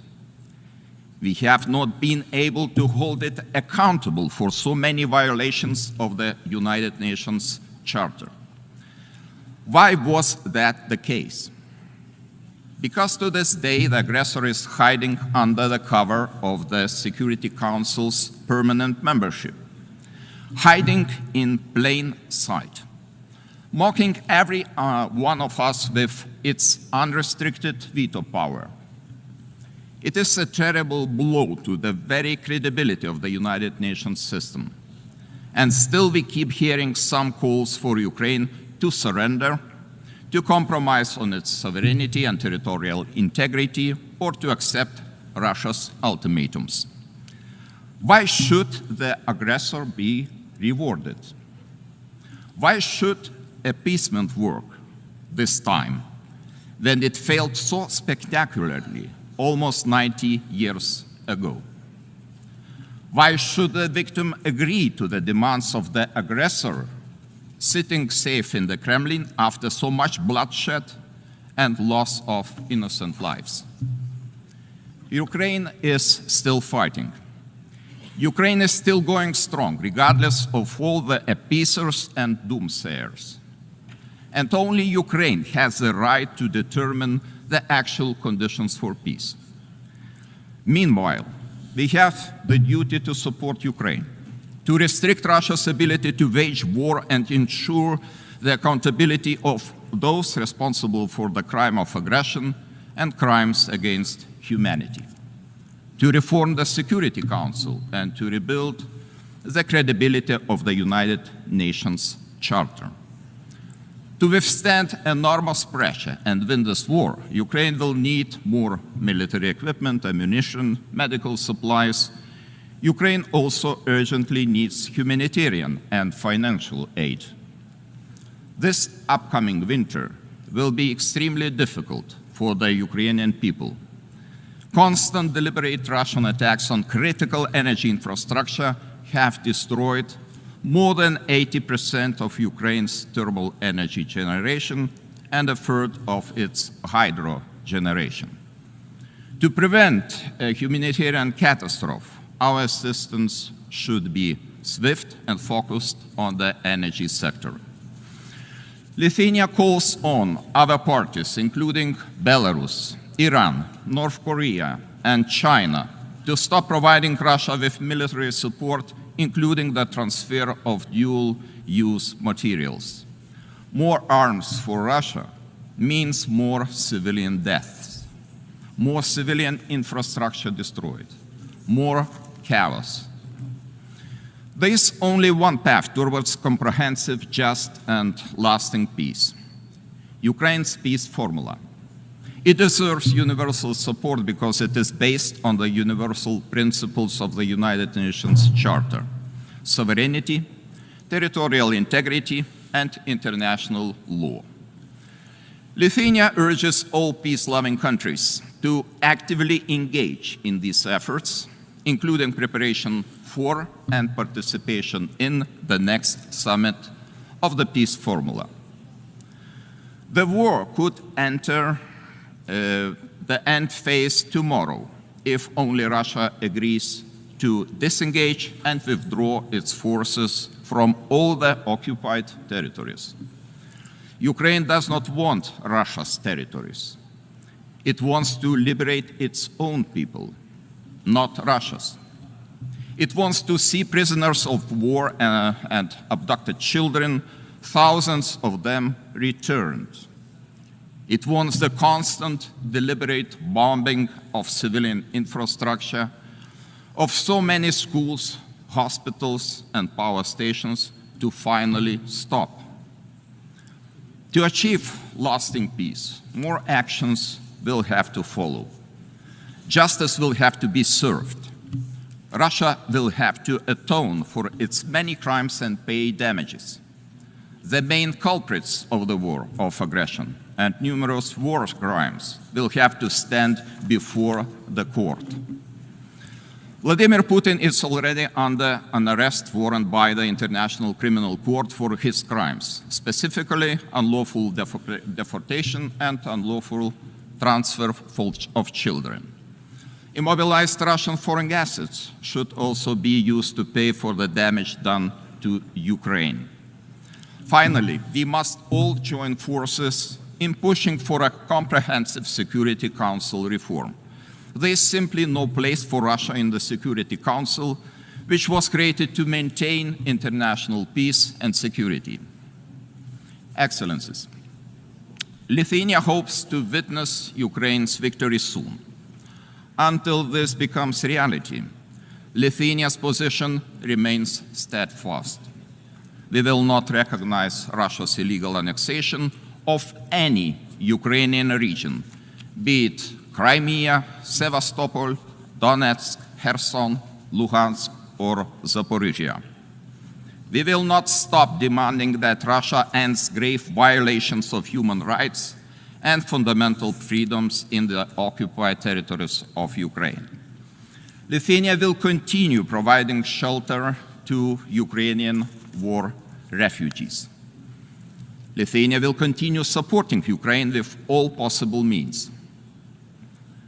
Ladies and gentlemen, today, as the political divisions deepen and democracy seems to falter all around the globe, multilateralism remains our greatest hope.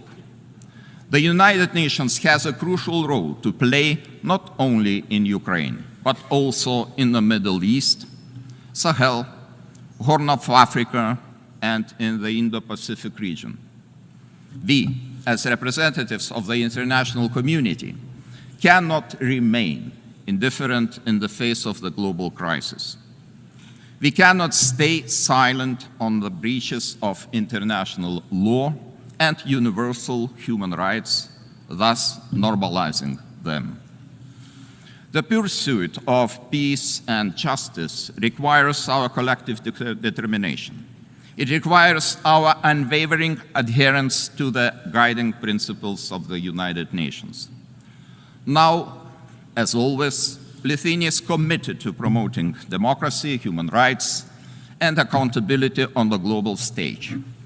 We call on all the members of the United Nations to unite in securing a better future for all. A future where every sovereign country is protected from imperialism and every human being from arbitrary violence and war. Let us build a safe future together. Thank you.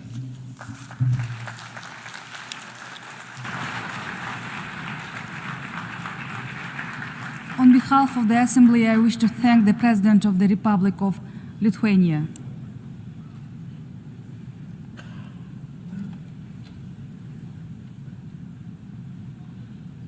The Assembly will hear an address by His Excellency Julius Maada Bio, President of the Republic of Sierra Leone. I request protocol to escort His Excellency and invite him to address the Assembly.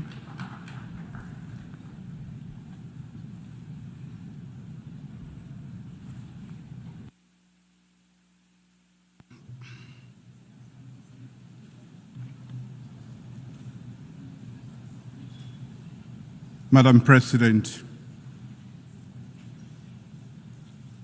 I congratulate His Excellency Philmon Yang on his election as President of the 79th session of the United Nations Secretary General and express Sierra Leone's support to you during your tenure. I extend my deep gratitude to His Excellency Dennis Francis for his principled stewardship as President of the 78th session of the United Nations General Assembly. I appreciate and thank His Excellency Antonio Guterres, Secretary General of the United Nations, for his tireless effort and global leadership. Madam President, more than 30 years ago, Sierra Leone was plunged into a decade-long brutal civil war. More than 50,000 people were killed, and millions fled their homes as refugees and internally displaced persons. The situation in Sierra Leone at that time was not unique. Conflicts existed in other parts of West Africa, in Africa, and around the world. In Sierra Leone, however, we overcame our challenges with a common vision for peace through genuine dialogue, committed leadership, and action. Notably, the hard-won peace we enjoy is not without its fragility, and we remain vigilant in safeguarding it. Sierra Leone's peace journey exemplifies the values of ownership, engagement through dialogue, and our partnership with ECOWAS, the United Nations, and the broader international community, which yielded the peace dividend. This story has shaped our engagement at the United Nations Security Council since the commencement of our second tenure in January this year. For almost 9 months, Sierra Leone, as an elected member of the United Nations Security Council, has endeavored to be a voice of reason and a bridge builder with balance and objectivity. We will continue to promote respect for and adherence to international law and the UN Charter, ensure the protection of civilians, end impunity through accountability, and foster dialogue for the peaceful settlement of disputes. Our commitment to these principles is even more imperative now than ever before, as we are confronted with conflicts of great magnitude in the Middle East, Africa, Asia, and Europe. The need for a ceasefire in Gaza and the wider Middle East, as well as in Sudan, Eastern Democratic Republic of Congo, and Ukraine, is not just pressing, but urgent. Immediate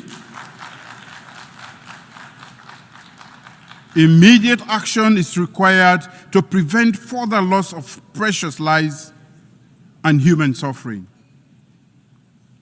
We need collective action to stop all conflicts and engage in meaningful dialogue so that the countries can move forward with their development agenda in peace, security, and stability. As a country that has experienced the devastating consequences of armed conflict, we acknowledge that peace cannot be achieved in isolation.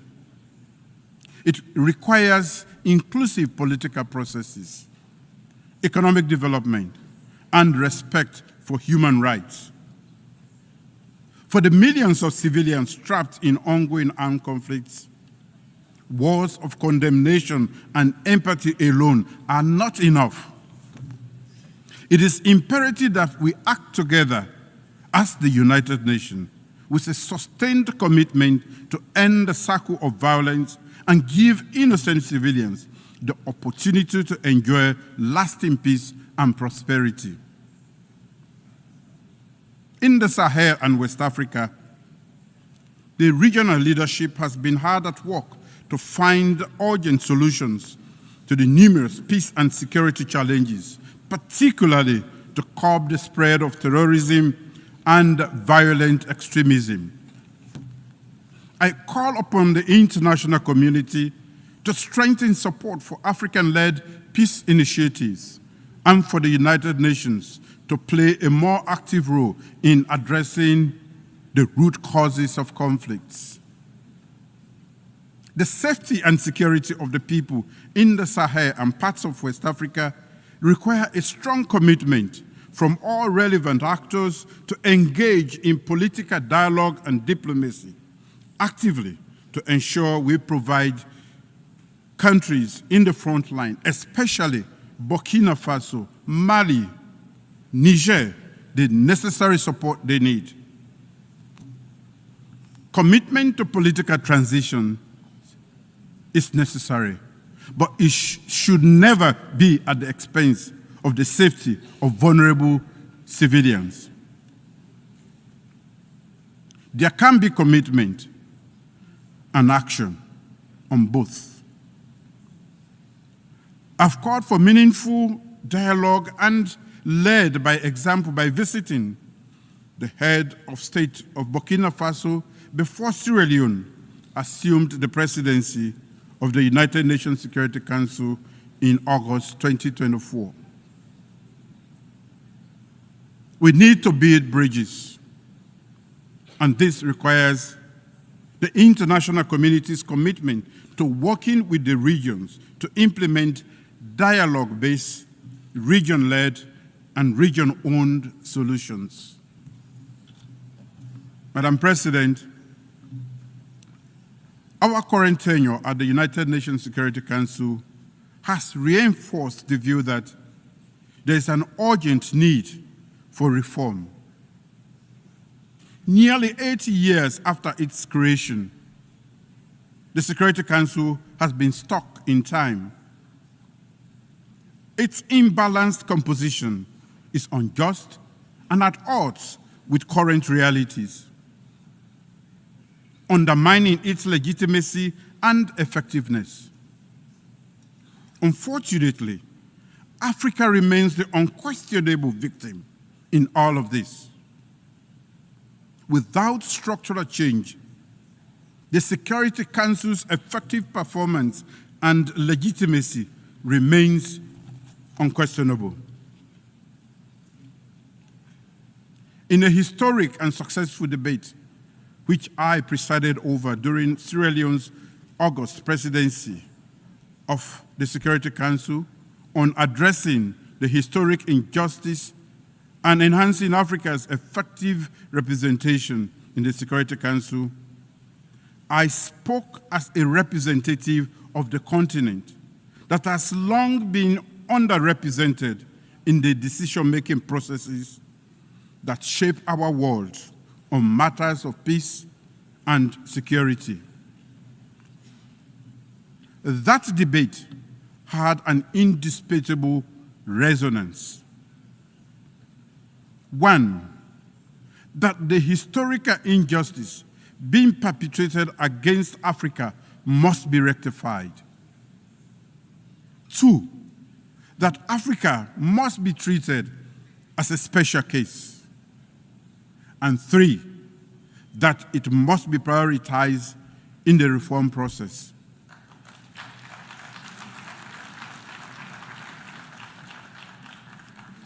In expressing appreciation for the active and supportive engagement by the many interest and regional groups, as well as invited member states to the debate, the facts and issues are now clear to all.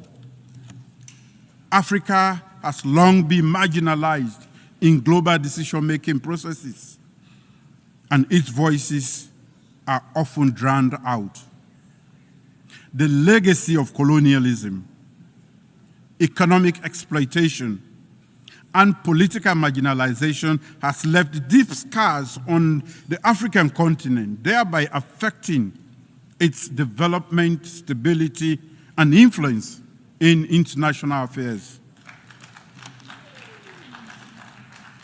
This results in a lack of meaningful representation on issues that directly affect the continent, such as conflict prevention, conflict resolution, peacekeeping operations, and sustainable development. Addressing contemporary global security challenges require the collective wisdom and cooperation of all nations, not just the privileged few or the most militarily or economically powerful. We urge that equitable representation of Africa, we argue that equitable representation of Africa will better equip the United Nations to tackle global challenges and foster a more just, fair, and peaceful world. As the coordinator of the African Union Committee of 10 on the reform of the Security Council, Sierra Leone remains fully committed to promoting, defending, and soliciting support for the common African position as espoused in the Owesome Consensus and SAT Declaration. Africa, therefore, demands no less than 2 permanent seats with all the rights and privileges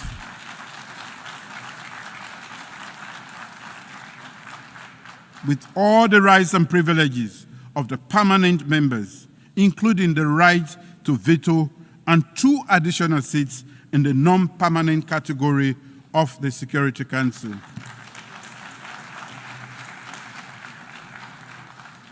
Sierra Leone welcomes the consensus that has emerged from the UN Secretary General, from the UN General Assembly intergovernmental negotiations, as reflected in the Pact for the Future. And I quote, "To address the historical injustice against Africa as a priority, and while treating Africa as a special case, improve the representation of the underrepresented and unrepresented regions and groups," end of quote. Let us work together to redress historical injustice and recreate a Security Council that truly reflects the diversity of the world that we live in today. As I stated in the Security Council debate, the time for half-hearted measures and incremental progress is over. Africa's voice must be heard, and its demands for justice and equity must be met, and now. Madam President, the Summit of the Future for Sierra Leone is about delivering peace, human rights, and the dividends of democracy for everyone, everywhere, and now. Accordingly, my government has laid out a strategic vision for Sierra Leone as captured in Sierra Leone's Medium-Term National Development Plan 2024-2030, a framework for delivering socio-economic development and prosperity for our people. Aligned to the Sustainable Development Goals and the African Union's Agenda 2063, our development plan serves as a comprehensive blueprint for transformative acceleration in critical areas such as agriculture, food security, human capital development, job creation for our youth, infrastructure development, and technology. With the adoption of the Pact for the Future, including the Declaration on Future Generations, and the Global Digital Compact at the Summit of the Future, my government is reinforcing its commitment to championing and investing in human capital development. Human capital development is a profound commitment to our people's well-being and future. By investing significantly in education, healthcare, and agriculture, my government is laying the foundation for a prosperous and equitable Sierra Leone. Over the past 6 years, our achievements through our free quality education program, legislative reviews, and governance reforms in the education sector, and radical inclusion strategy have been highly impactful, well acclaimed, and seen as a good model for the world. We welcome the Global Digital Compact's principle of ensuring safe, secure, and trustworthy emerging technologies, including artificial intelligence, to offer new opportunities to accelerate development and leaving no one behind. In the area of gender equality and women's economic empowerment, significant strides have been made, and they are some of the legacies my government will bequeath to our current and future generations. I recently signed into law this year a bill prohibiting child marriage. Following the historic signing into law of the Gender Equality and Women's Empowerment Act of 2023. This is all meant to ensure the realization of the national aspiration for our women and girls to build an inclusive and equitable society. I remain steadfast in my commitment to ensuring that every girl and woman lives in a safe environment with ample opportunities to realize their full potential and thrive equally in the world. From prioritizing the women's peace and security agenda at the Security Council to adoption by the General Assembly of a resolution condemning all forms of sexual and gender-based violence, and urging all countries to provide victims and survivors with access to justice, reparation, and assistance. We will continue to advocate for women and girls across the globe. Therefore, I'm pleased to announce that Sierra Leone will commence preparatory work that will lead to the convening of a diplomatic conference to conclude an internationally legally binding instrument on access to justice for sexual violence survivors. The proposed treaty, Freetown Treaty, in accordance of the success of the United Nations resolution on access to justice, remedies, and assistance for survivors of sexual violence. Madam President, leaving no one behind and acting together to achieve sustainable development similarly means that we have to end global economic inequalities and ensure that government in least developed countries can deliver on the dividends of democracy. The unmanageable debt crisis, lack of capital flow, the devastating impact of climate change and lack of climate finance, conflicts, and political instability around the world are increasing the odds of developing countries not achieving the SDGs. The role of development finance institutions in supporting the objectives of national development plans of low-income countries, particularly those emphasizing the SDGs, is of great significance to their socio-economic development. At the International Development Association for Africa Heads of State Summit in Nairobi, April this year, Sierra Leone unreservedly expressed its endorsement of the Nairobi IDA communique. The communique exemplifies the collective aspiration of the African heads of state present to raise the level of development support in Africa through the IDA 21 replenishment.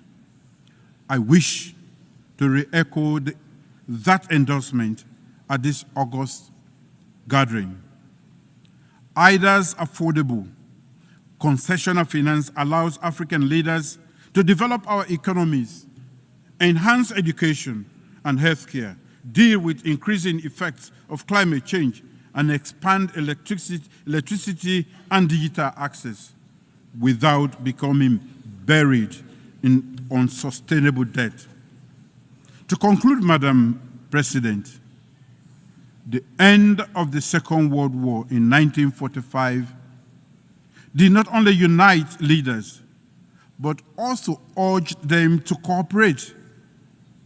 This was the birth of multilateralism. As the African proverb says, our two hands do not wash themselves, they wash one another. As leaders, we must cooperate to achieve the purposes of this United Nations and deliver peace and security, stability and prosperity for our people. Divisions and unhealthy competition will only lead to humanity's destruction. We must ensure unity in diversity, where the rights of the weak and the minority are protected. So let us safeguard our multilateral system. Let us cooperate, acting together for the advancement of peace, sustainable development, and human dignity for present and future generations, leaving no one behind. Thank you.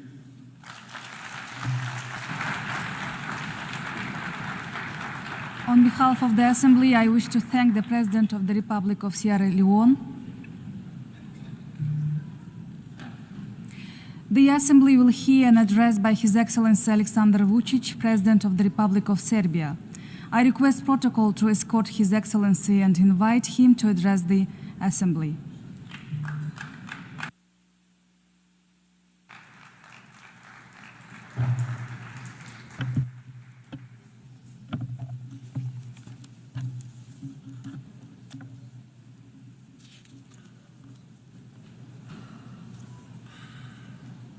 Madam President, Excellencies, ladies and gentlemen, Mahatma Gandhi said, "There is no path to peace. Peace is the path." In the same spirit of fraternal love and open heart, I address you today on behalf of the Republic of Serbia, a founding country of the United Nations, a country of freedom and justice. It is my honor to address you as President of the Republic of Serbia, the country on whose behalf I stand proudly before you today. A country that, despite the current global challenges, consistently perseveres in defending the principles of the Charter of the United Nations and international law, and that, through its activities and principled policy, strongly advocates the idea that is the main topic of this year's session. Ladies and gentlemen, when we talk about the current moment this year again, to my immense regret, I have to state that the situation in the world seems even more difficult and dark than a year ago. The tensions are growing and challenges are becoming more numerous and complex. What worries me the most is that despite our declaratory efforts for peace, development and prosperity of humanity, there is no end in sight to this geopolitical nightmare. I would not like to see the wise words of the former President John Fitzgerald Kennedy becoming the words of a prophet. Mankind must put an end to war, or war will put an end to mankind. Today, mankind relies more on technology than it relies on mankind. This year, we are once again talking about tragic conflicts and destruction that bring suffering and enormous human losses, as well as about the numerous serious consequences that inevitably accompany armed conflicts. The Republic of Serbia and the Serbian people deeply sympathize and share the grief for all the lives lost in the conflicts happening around the world, including the tragic events in the Middle East and Ukraine. It is unforgivable that today, in the 21st century, we are talking about gruesome figures related to children who have died in conflicts. It seems absolutely incredible, but the world is on the verge of nuclear disaster and nuclear holocaust. In a desire to win and destroy the other one, step by step, we were getting closer to the verge of precipice, and eventually we got there. We live in a world where no one listens to anyone. There are only our arguments and our truth, while the other ones must disappear because they always endanger our or universally false values. We need to talk, even when we disagree. We need to restore the eroded credibility and authority of the United Nations. And I need to say, that's why Serbia will strongly support bigger presence of African country in the United Nations Security Council, and we believe that bigger African presence will mean a lot for the world's peace. We need to stop the practice of double standards being applied to restore faith in international law and the principles we all agreed on long ago. We must restore faith in peace, the only path that has no alternative. We owe that to every innocent victim anywhere in the world, to all the current and future generations. The future of the world in the next 5 or 25 years is a matter of our choice, but it is also our responsibility. All of us that have gathered here from all over the world did that for, we'd say, noble, but first and foremost for selfish reasons. Almost always the leaders from all and even the most powerful countries speak in front of you, allegedly addressing you, but actually addressing only their public and not caring substantially for the real concerns of the world today. I'm not very much different. But today I will not present to you only Serbia, the founder of the United Nations, its successes, its high growth rate, because I have and I will have the opportunity to brag about the results we have achieved in my country. And by the way, I know that all of you here are not very much interested in the respective. Today, I will speak about how the collapse of the modern world had started, about when and how the UN Charter was discredited, and when we stopped believing in law and started appeasing the force. I will explain it to you on the example of my country, to me the most beautiful country in the world, Serbia, how it was being destroyed and trampled on, and how today, because of its tenacity and freedom-loving tradition, it is a small stone in the shoe of the big and powerful ones. After the big victories that a better part of humanity won in the World War I and the World War II, and Serbs as the nation suffered the biggest losses proportionally to its size in the Great War as well as in the World War II, where they were one of the few nations in the Southeast Europe that had confronted the Nazis from the very beginning. And that is why Belgrade, as the capital of Serbia, was perhaps the only city that was brutally bombed and devastated already at the beginning of 1941. We Serbs were not, unlike the others, welcoming Nazi tanks with flowers, and we paid a high price for that. Nevertheless, neither crying nor laments from the distant past, nor the self-victimization are the subject of my speech today. I would like to warn you, dear friends, of what had happened to Serbia, a precedent that is being used and abused in different parts of the world. To warn you of the Pandora's box that was opened neither 2 nor 5 years ago, but much before, and that everybody is so loudly silent about. The absolute dominance of the Western capitalist way of manufacturing, its science and technology supremacy, convincing victory against the Eastern contenders, Soviet Union first of all, within the framework of the Third Industrial Revolution, brought the world, some would say, to the end of history and complete hegemony of the Western ideas in all spheres of social life. Apart from, of course, good things it had brought to the mankind, such a dominance of non-existence of balance and political multilateralism destroyed at the same time Soviet Union and Yugoslavia. Of course, it did not happen by accident. By all means, it did not happen by itself, but it was helped by the decisive involvement of the Western intelligence services, which were supported by the national corrupted elite, both in the Soviet Union and in Yugoslavia. Why am I mentioning all this? Because even today we heard from many that by attacking Ukraine, Pandora's box was opened. The undermining of international law took place, that it was the precedent not witnessed by Europe since the World War II. This is the utter untruth. Just to make things clear, Serbia supports the UN Charter, territorial integrity of Ukraine, and we did not question it for a moment, nor shall we. However, when the big leaders speak vigorously and ardently here about the need for Ukrainian freedom, about the observance of the UN and its Charter resolutions, I ask myself, why don't they observe the UN Charter and Resolution 1244 when it comes to the territorial integrity of Serbia, which in the strike of their own power in moments when they thought that they would violate the norms of international law the way they wanted, to the extent they wanted and so long as they wanted, because they had finally won against all the opponents, so it was possible for them to spill the rage upon one small nation and to relentlessly rush towards violation of all norms and regulations, not even trying to provide some explanations. That is why in 1999, here at the United Nations, they had tried to pass the decision on the attack and aggression against Serbia. And since the consent had not been reached, they had nevertheless taken the decision to attack, to bomb Serbia and commit aggression, because at that time they couldn't care less about the UN Charter, its resolutions and international law.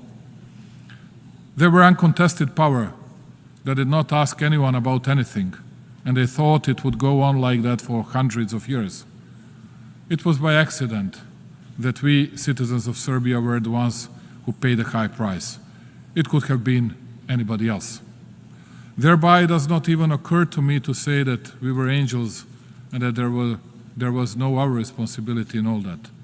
But substantially, the destiny of one small nation with no right and justice applied was decided by the big and mighty Western powers. It is interesting that first they helped tear apart the big Yugoslavia along the lines of internal communist borders. Interestingly, once they were finished with that, we thought it was the end, but there was no end. That is when they started with tearing Serbia independent, democratic, and internationally recognized country, member of the UN and the OSCE, and only Serbia.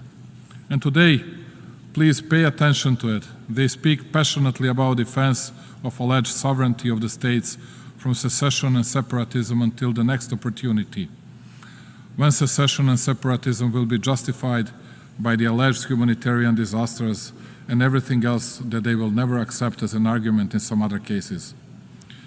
And to give you the last example, dear representatives of the countries and nations worldwide, in this paper that I am holding in my hand, it is written that except for the forces under the control of the United Nations, in this moment those are KFOR, NATO forces, with which we have fair cooperation, no one can have armed forces in the territory of Kosovo and Metohija, which is in adherence with the Resolution 1244, part of Serbia. And those who committed the aggression against Serbia, who tried to separate a part of its territory, still try, convincing us that it is the only democratic and reasonable solution to secede Kosovo and Metohija from Serbia, and they have been providing arms on a daily basis to that what is today called the so-called Kosovo security forces, and what will already tomorrow become armed forces of Albanians in the territory of Serbia. And when we ask them, in accordance to which international document you do that? Because all that is the attempt to provoke a war, violation of the UN norms, and then, like a fig leaf, you get the stupidest possible answer in the world. Well, we do not accept the UN Charter and the UN resolution because for us the situation is changed, because we recognize the independence of Kosovo 15 years ago. And what is their message to us, my dear friends? Their message is, we are the power, we are God, we don't care about United Nations, the law of the United Nations and UN resolution. We can do whatever we want, the way we want, and as long as we want. And now I'm asking you, dear friends, dear representatives, not the ones of obedient and satellite puppet countries, but you freedom-loving nations and countries what we as a small country can do. How can we fight? Because everybody in the world speaks about Ukraine, no one dares to speak about Serbia. And even if they do, they say how we will start the war in the Balkans upon the Russian order. And they have been lying all the time for more than 2.5 years. We are neither servants of Russia nor the United States of America. We have our own politics and our own interests. And that is why I want to ask you something and tell you that the only hope, not only for my country, which I love more than anything in the world, but also for your countries, to understand well the mechanisms of lies, the mechanisms of fraud in international relations, and to try to gather here in the most important organization, to try to change it, to try to respect it, because it is the only way to preserve peace. This way, the world is on the verge of disaster, and everyone is allegedly defending principles. No one admits any mistakes, and it is clear to everybody that there are no principles anywhere, nor anybody has them. Neither ones nor the others. Only the small ones that have nowhere else to go, and the principles are the only thing they can grasp. And the only thing that has left to the big ones, once they have crushed all the small ones, is to eat each other. And when the bite is no longer so easy and small, it is then that they remember the principles and accuse the others for violating those same principles. A representative of my country, Vladislav Jovanovic, exceptional Serbian diplomat, very respected one, on that 24th of March 1999, when the aggression against Serbia started in the Security Council of the United Nations, on behalf of the government of the then Federal Republic of Yugoslavia, made an urgent appeal to all countries to categorically oppose to aggression against our country. And just hear his words 25 years after. If the aggression is not stopped, the precedent of such unpunished aggression will sooner or later lead to aggression against a number of other smaller and medium-sized countries. The real question is, which country is next? You could have heard today several proposals which country would be the next. Let me quote this time the Nobel Prize winner and the former President of the United States, Barack Obama. He said, "Peace is not merely the absence of visible conflict. It is the presence of justice, freedom, and opportunity for everyone." The unreasonable nature of the policy pursued by Pristina, so-called Kosovo authorities, the fanaticism, and the persecution of everything Serbian in Kosovo and Metohija is reflected in a series of disturbing moves, from the ban on payments in the Serbian currency, dinar in Kosovo and Metohija, which has lasted for more than 6 months, and the ban on postal services, which is unique in the world, even for conflict areas, and which endangers the daily life of Serbs and other non-Albanian population, up to the ban on the visit of the head of the Serbian Orthodox Church, Porfirije, to the Patriarchate of Peć. Can the intrusion of the armed special so-called Kosovo police on 9th of September into the premises of the Support Me Association, made up of parents and children with developmental disabilities, be described as anything other than brutality and cruelty, as well as insanity? Real and lasting peace can be reached only by justice and respect for human rights, Nelson Mandela said. And how can there be peace in Kosovo if the legal order and fundamental rights of one entire nation are being systematically undermined? After everything the aforesaid, the key question today is, what is the path for Serbia and how can we resolve this situation? First and foremost, Serbia is on its European path, and it sincerely wants to be a part of the European Union. Serbia's economy is the most successful economy today in the entire Western Balkans region. But even today, the very same EU we strive to makes it clear to us through the statement of its spokesperson, Peter Stano, that it does not observe principles based on the UN Charter, and not even the decisions of their own European Council by supporting the independence of the so-called Kosovo, because that is the interest of the biggest and most powerful ones in the European continent. Serbia is a small country which cannot compete with the big powers, and we are fully aware of that. But nevertheless, we are obliged to ourselves and to our people, but also to all the friends in the world. And that obligation is not to lie to anyone, but to tell the truth to everybody. Since all these big ones are interested neither in law nor in truth, There is nothing left to small but proud Serbia, but to be dedicated and committed to its economic progress, accelerated growth, new technologies and innovation, to look towards the future and to wait for the moment when the principles of international law observance will be brought back to the world's political stage. We will remain committed to the dialogue with Pristina and under the auspices of the EU, and we will fight to preserve peace. There is only one thing that we will never give to anyone, that is freedom and independence of Serbia. As the President of Serbia, I believe in a world based on real and not false values, and I believe that the strength of the developing countries, all of us who have raised our heads and who dare to say the truth, will be a foundation of a new, different, and a better world. I thank you very much. On behalf of the Assembly, I wish to thank the President of the Republic of Serbia, the Assembly will hear an address by His Excellency João Manuel Gonçalves Lourenço, President of the Republic of Angola. I request protocol to escort His Excellency and